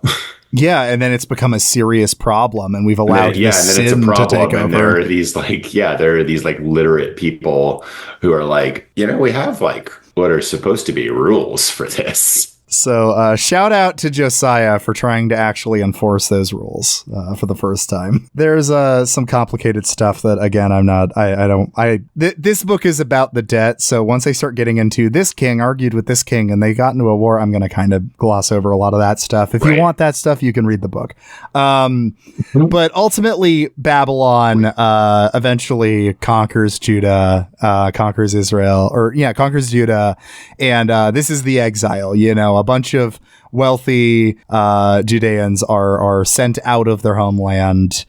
And I believe the book claims that Jeremiah appealed to the Babylonians to help overthrow this Judean aristocracy and this class war. That's kind of how this happened. And I don't remember where it pulled this from the Bible, but it had this specific line that I think is kind of awesome. As they're getting conquered and then Babylonians are redistributing land, canceling debt claims like they always do when they conquer a new area. And as the wealthy families are getting carried off into exile, it just says the land finally got its Sabbath rest. It also kind of puts into stark contrast then, the later in the Bible when they're trying to come back from exile. And you're like, oh, yeah. Wait, do we really want you to come back? That being said, it's important that they do come back because while they're gone, usury just kind of comes back and gets really bad in Judah and Israel. But and so this is where we get this theme too in the Bible of God is going to make you get conquered by a big empire if you are treating the poor unfairly, if you're treating the debtors unfairly. You see this throughout the Old Testament. And, you can see where that idea kind of arises right here, because it's kind of literally what's happening here. The class war is what enables Babylon to come in, and then Babylon comes in and does all the land redistribution that needed to have happened, Yeah. Well, and it's baked into, I'm trying to remember what book it's in. For some reason, I'm thinking Leviticus. I don't know. But there are these long passages about here's the law. Here's all the good things that happen if you follow the law. And here's all the horrible things I'm going to do to you if you don't follow the law. Yeah. And it's like a ripoff. It's like a straight up ripoff of Assyrian suzerain proclamations. Almost plagiarized, but just the proclamation is coming from God instead of the suzerain. Yeah, instead of Sargon of Akkad or whatever. So is this book making the case that he thinks Leviticus was written after Deuteronomy? Because that's new to me. I thought it was. I thought the scholarly consensus was the other way around, but I think that's what Hudson's claiming. Oh, I don't know. Oh gosh. Maybe what I'm thinking is from Deuteronomy. I'm not sure. What you're describing is because this is the return. So when they come back, they bring these Babylonian ideas from Babylonian wisdom literature and stuff and start, dealing with the problem of usury that had grown during the exile. And so you have Ezekiel, Ezekiel is tied to understanding the Levitical codes here. And, he takes on this apocalyptic tone, with this interaction with Babylonian stuff. So, I mean, it could be. I do not know what the scholarly consensus is. It could be that they gained that stuff just from osmosis from the surrounding areas anyway, without the exile. But right. Or it could be that this is, an existing text that because of circumstances gained greater resonance, greater rhetorical heft. And you could just be like, oh, well, we're going to talk about Levitical stuff now because it pertains to this, or, whereas before is I'm going to talk about Deuteronomy because that is relevant to what we're having happen. Yeah, because Deuteronomy is tied with Josiah and Jeremiah, as Leviticus is kind of tied with Ezekiel. And I think what it might be is that the Leviticus exists prior, but it got edited by Ezra and Nehemiah, I think is what the claim is. But so for somebody who's not familiar with the biblical narrative, because I'm throwing all this shit around, there's the exile, all these wealthy Judeans, the kind of narrative goes into exile, lives in Babylon. Babylon gets conquered by Persia, King Cyrus. He conquers Babylon and then absorbs Judah into the Persian Empire and sends all of those wealthy Judeans back to the home. So return from exile. And during that time, we have Ezra and Nehemiah. They return and they're trying to kind of reestablish Judah. They return to find usury has gotten ridiculously out of hand. So they go back and they wage a fucking class war, essentially. They sponsor debt forgiveness beyond anything comparable in Greece at the same time, because this is where this is happening around the same time as the tyrants, unfairly called the tyrants, but the tyrants in Greece, right? Yeah, and this is where Ezra. This is when Ezra writes down the Exodus story. Right? Yeah. So we get the Exodus story. And then I think what it is the Leviticus was prior to this, but then they edited it and added the Jubilee Year or something like that is what Hudson's claiming. Again, I don't know this scholarship well enough to fully make a case either which way about how this all played out. But yeah, to understand what Hudson's saying, that's the gist is, Nehemiah and Ezra played this really pivotal role in kind of reforming the whole religion around the concept of debt forgiveness. Kind of influenced by Babylonian clean slates. Yeah, and again, it does kind of make sense because Deuteronomy is, it always seemed to me to be more a book of laws for a settled group of people, whereas Leviticus always seemed more like essentially a landless people. You talked about, Ezra writing down Exodus and Leviticus very well could have been. I'm also not up to date on the biblical scholarship here, but they might have been essentially oral traditions about the exile and about the wandering. And again, you can see how if you feel like you're in exile, that Leviticus has more rhetorical heft. As does Exodus, which, like Josiah was saying, they're building the foundations of a rebuilt Israel, and the Exodus story is going to form the center of that. Because the Exodus story is going to be cited as, remember you once were slaves, so be fucking nice to the slaves in your midst. You know, you were immigrants, you were foreigners, you were aliens. I kind of skipped over Isaiah, but that's a big theme for Isaiah as well. It's like this is the fast I chose for you to break every yoke, to, stuff like that. Just the based part of the Bible. Isaiah, Jeremiah, Amos. Amos goes so hard, dude. I love the prophets. The prophets. But so the debt reforms that come with this like reformation of everything are pretty radical. And there's the Jubilee. This is the introduction of the Jubilee Year. This is the introduction of a lot of these principles that likely weren't being followed. But importantly, literacy is becoming more widespread in the first millennium here.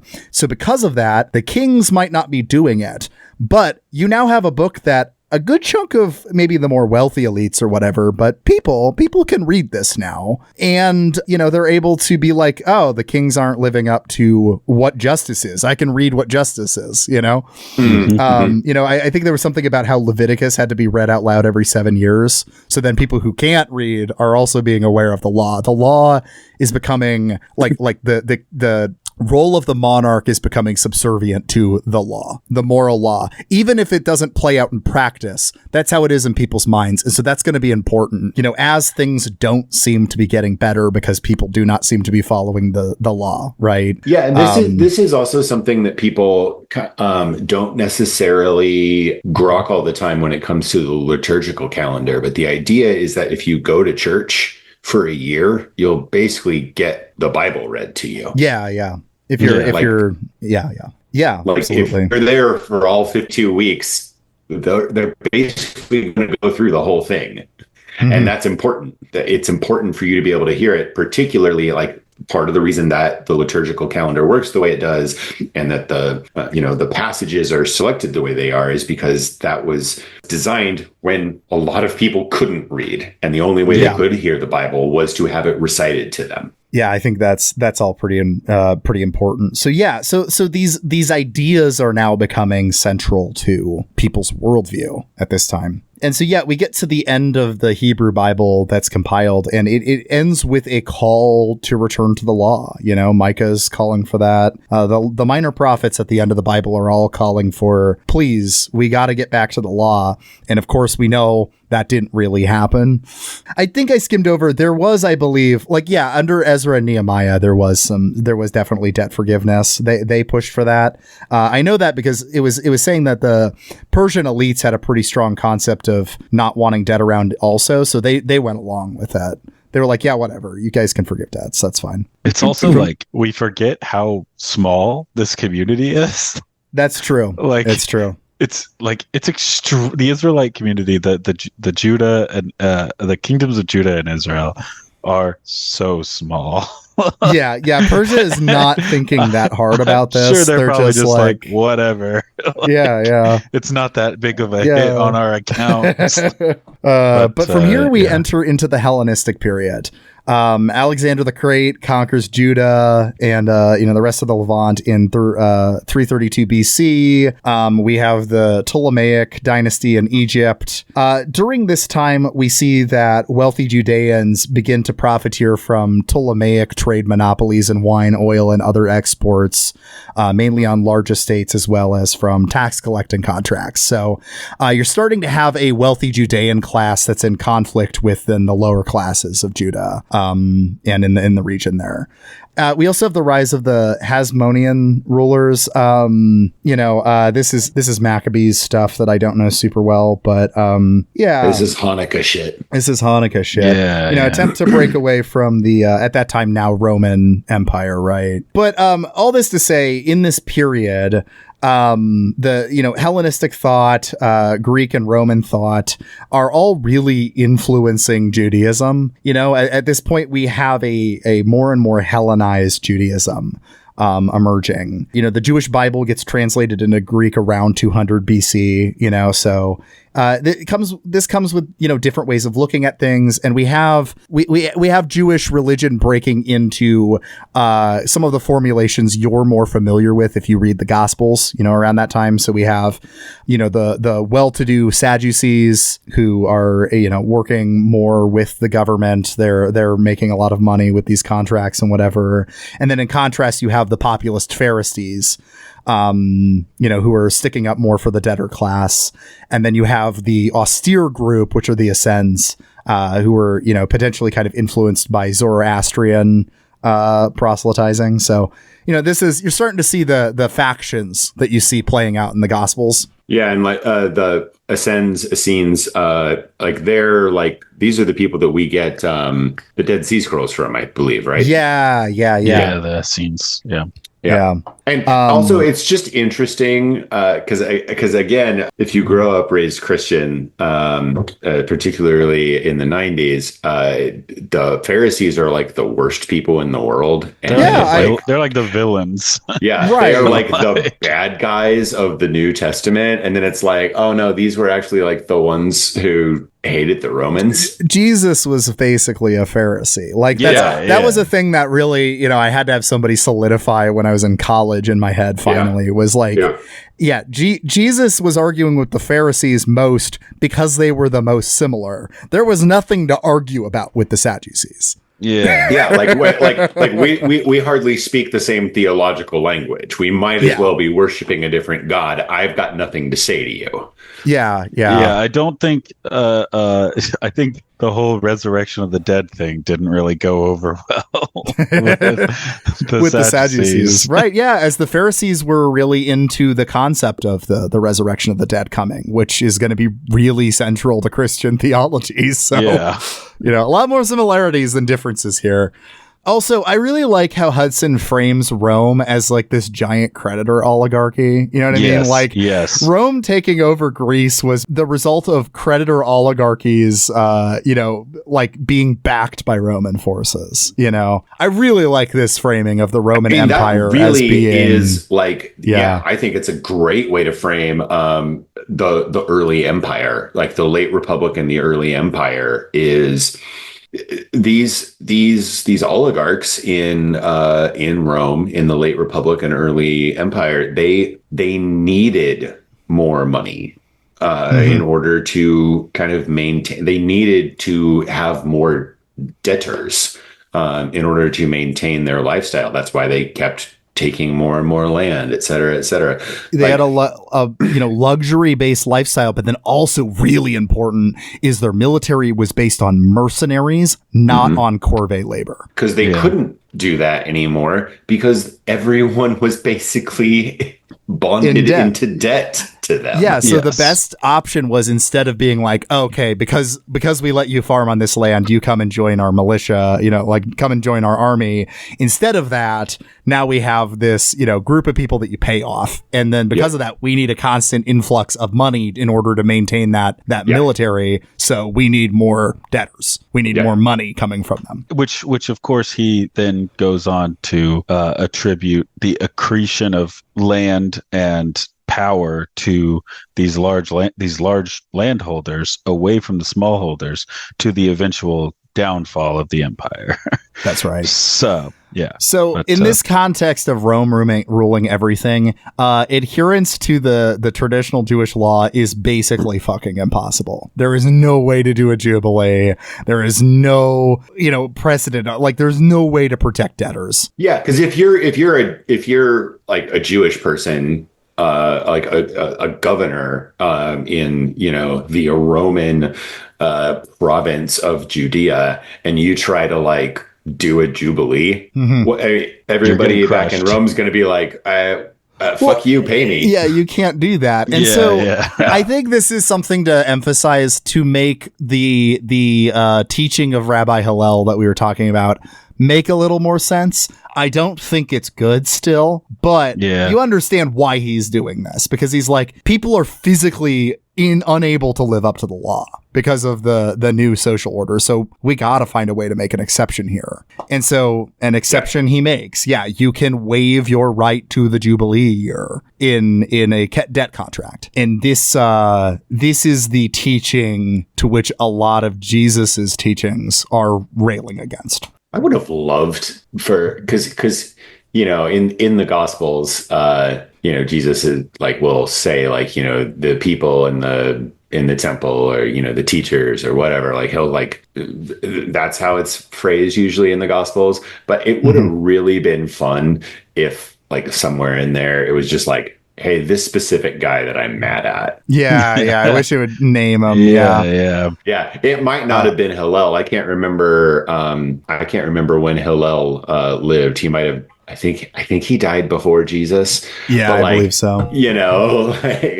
Just like some random guy that nobody would ever have remembered at all, except Jesus was like, hey, this dude, I hate him. He's bad. But yeah, so suddenly we are now at Jesus. And in Jesus's time at this point, this problem of privatization and debt has gotten significantly even worse than what we were describing then prior to this. It is running every aspect of life constantly. This is why there's a lot of, talk about tax collectors and, the same premise it's built into the gospel. But I think one thing I do want to underline as really important here, because I think you could fit a lot of what Hudson's saying into a anti-Semitic narrative if you wanted to, and I'm going to try to make sure you can't.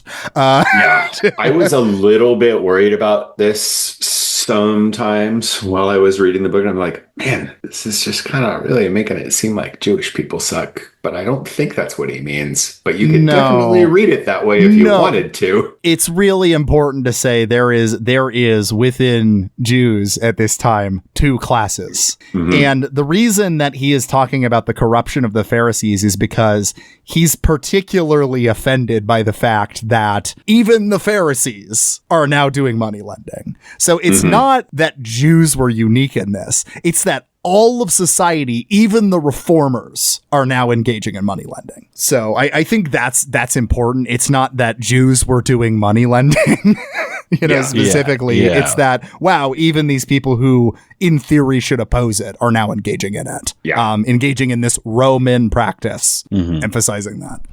So Rome is also the enemy of Jesus in the gospel. So thing that is not, which is big time.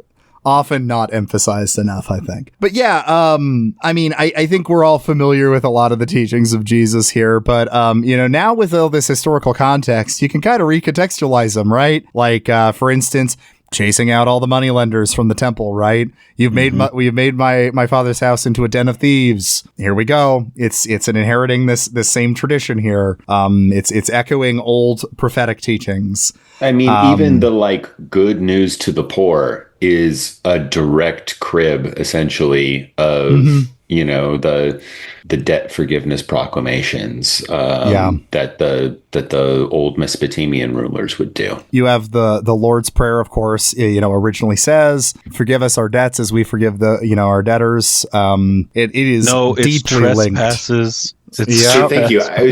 I grew up Methodist, and when we said trespasses, then I heard debts, and I was like, it's sort of cognate, whatever. And now then you read this and you're like, oh no, actually this was literally about forgiving debts. Okay. Gotcha. Yeah. Okay. Yeah. Even literally people shouldn't be in debt. Like, even if it was trespasses, the fact that we've now gone back and learned that trespasses or sin and things like that are so intimately connected with debt. Yeah. It's all one big thing. Yeah. And I don't think that this is incompatible with still a Christian understanding of sin. Like, I do think there is some allegory you can hold on to, but it's also like it's still tied all to this debt, right? Like redeeming the sins committed by moneylenders is like a reversing of this premise. It's like, actually the tax collector, you are a debtor to God. Yes. for what you're doing. You know what I mean? Yeah, yeah. But this does emphasize what starts to happen and kind of Hudson's general argument, which is that as the prospects for debt cancellation become more and more grim, they don't seem to be happening.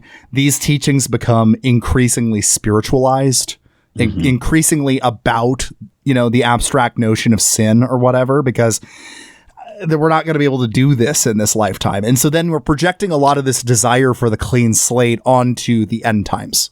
God's going to show up, the second coming is going to happen, and he's going to clean all the debts. He's going to forgive all the debts. And then Christianity, starts to move away from this radical demand more toward, the emphasis on charity, because they're like, okay, well, if we're not going to be able to get debts forgiven, then what can we do?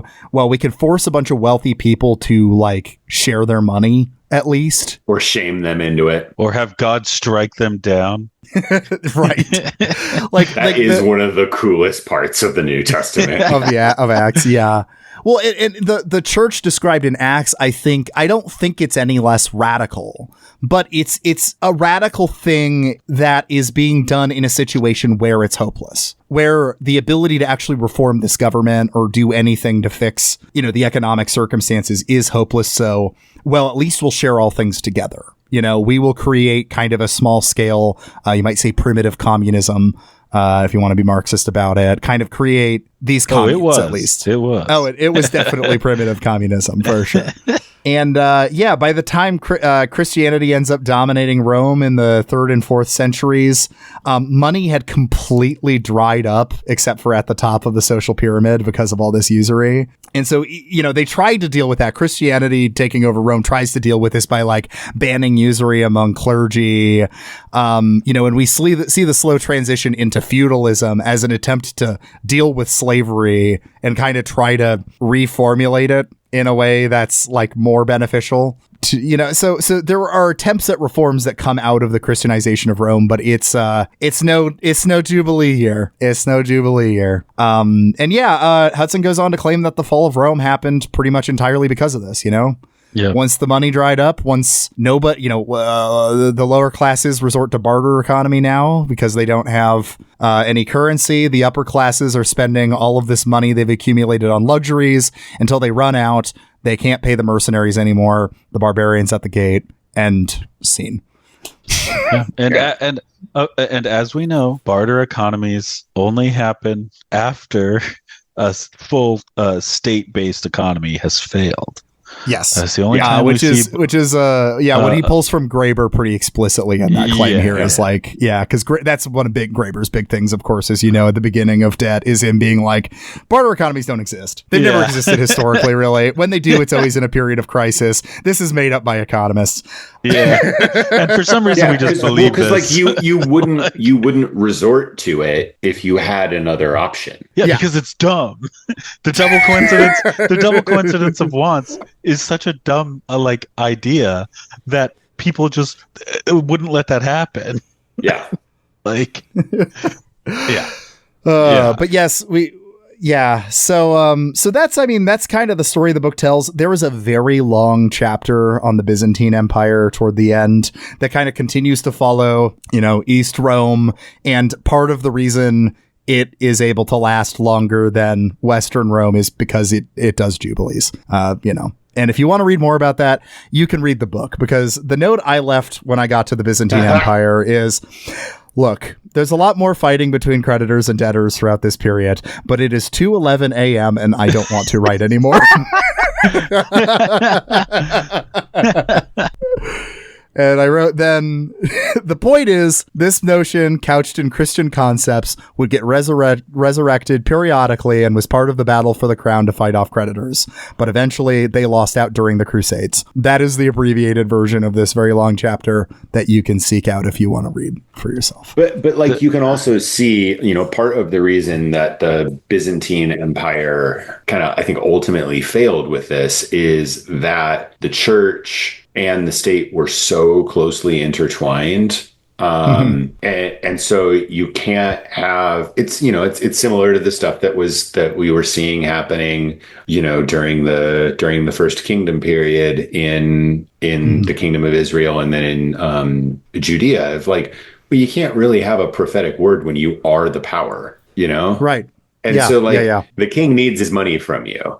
And so like you can't consistently forgive debts because I need that money. Anyway. Yeah. Well, I mean, this is the book. What are some thoughts here about it? What do you guys think? I think that it is a really interesting examination of the ways in which an alternative, like societal attitude towards money could exist. And it's clearly inflected by like his own experience, you know, like watching these in developing countries in the 80s completely lose their shirts, and then also watching the fall of communism and the ways that debt and financialization was ruining those countries as well. And then the 2008 financial crisis as well. And then the 2008 financial crisis hits, and he's like, can't we just like all agree that none of this makes any fucking sense and just set people back to zero? Like, no. Come on. No, that's not none allowed. of this makes sense. The only thing that you are allowed to do in the economy is pull the lever that raises interest rates and then pull the lever that lowers them. And you can just do that. And then that fixes inflation, right? Yeah. And that's the only thing you're allowed to do. If you do anything else, what you're admitting is that you want China to take us over. That's right. And you hate freedom. Mm-hmm. But it really is like, you know, for all that we ragged on the substandard editing on this and and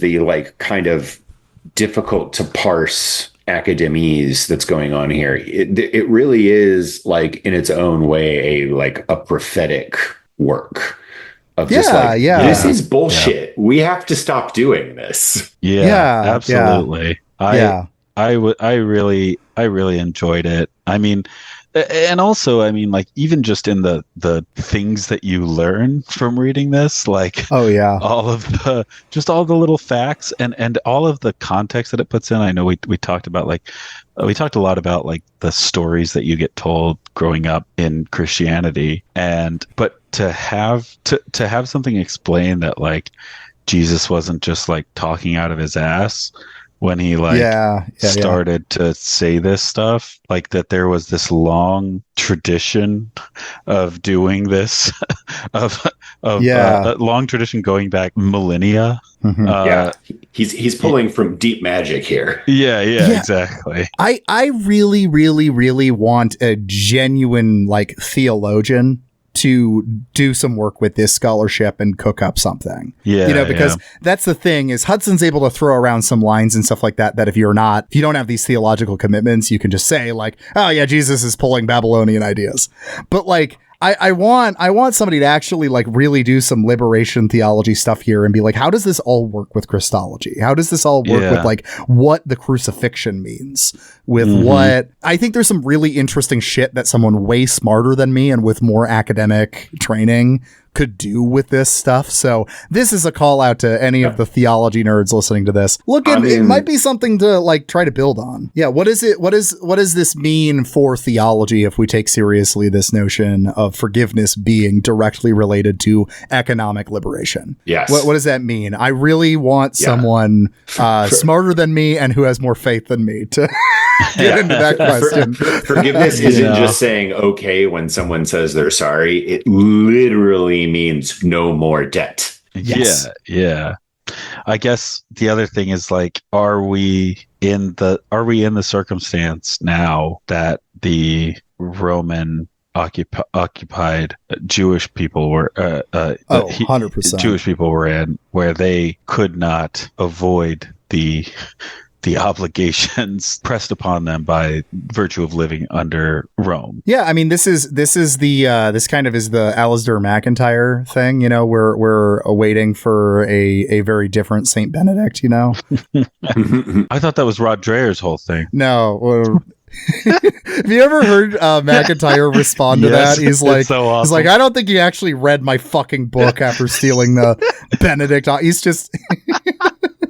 He's like, he only knows one quote, which is the last sentence of the book, and that's it. I stand with that because After Virtue is a great it's book. legendary. I do really love that book. But anyway, no, but like as he says, I think he's right here. Yeah, the waiting for Saint Benedict, right? We are in a position now where the existing powers are not going to shift on this, it seems, and so we are kind of waiting for the apocalypse, and that's why we return to this apocalyptic imagery and stuff. You know? Yeah. There's going to have to be a breaking point sometime. Yeah. And we'll see. Maybe that's the student debt bubble pops or something. I don't know. We'll find out. Or real estate. There could also like really be a problem with sovereign debt. I don't mean it like from the United States. I don't think that the United States has a debt problem, but it doesn't. There are a lot of countries that are in a lot of debts, and some of them, Argentina has famously done it a few times, but like if a country bigger than Argentina defaults, that's going to really be a problem. Well, good thing they got a free market guy in Argentina. That's going well, right? Yeah, it's going super well. Definitely, their unemployment rate is 50%. Poverty has skyrocketed. Things are going.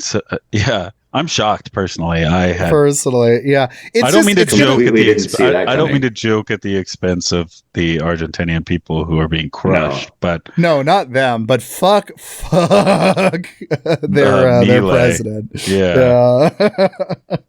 Fucking Argentinian Elon Musk ass. And this is like totally like just like giving this man's hairdresser some strays, but like what the fuck is up with this dude's hair? Seriously. Why do all of the like really, really terrible like male dictators have the worst fucking haircuts in the world?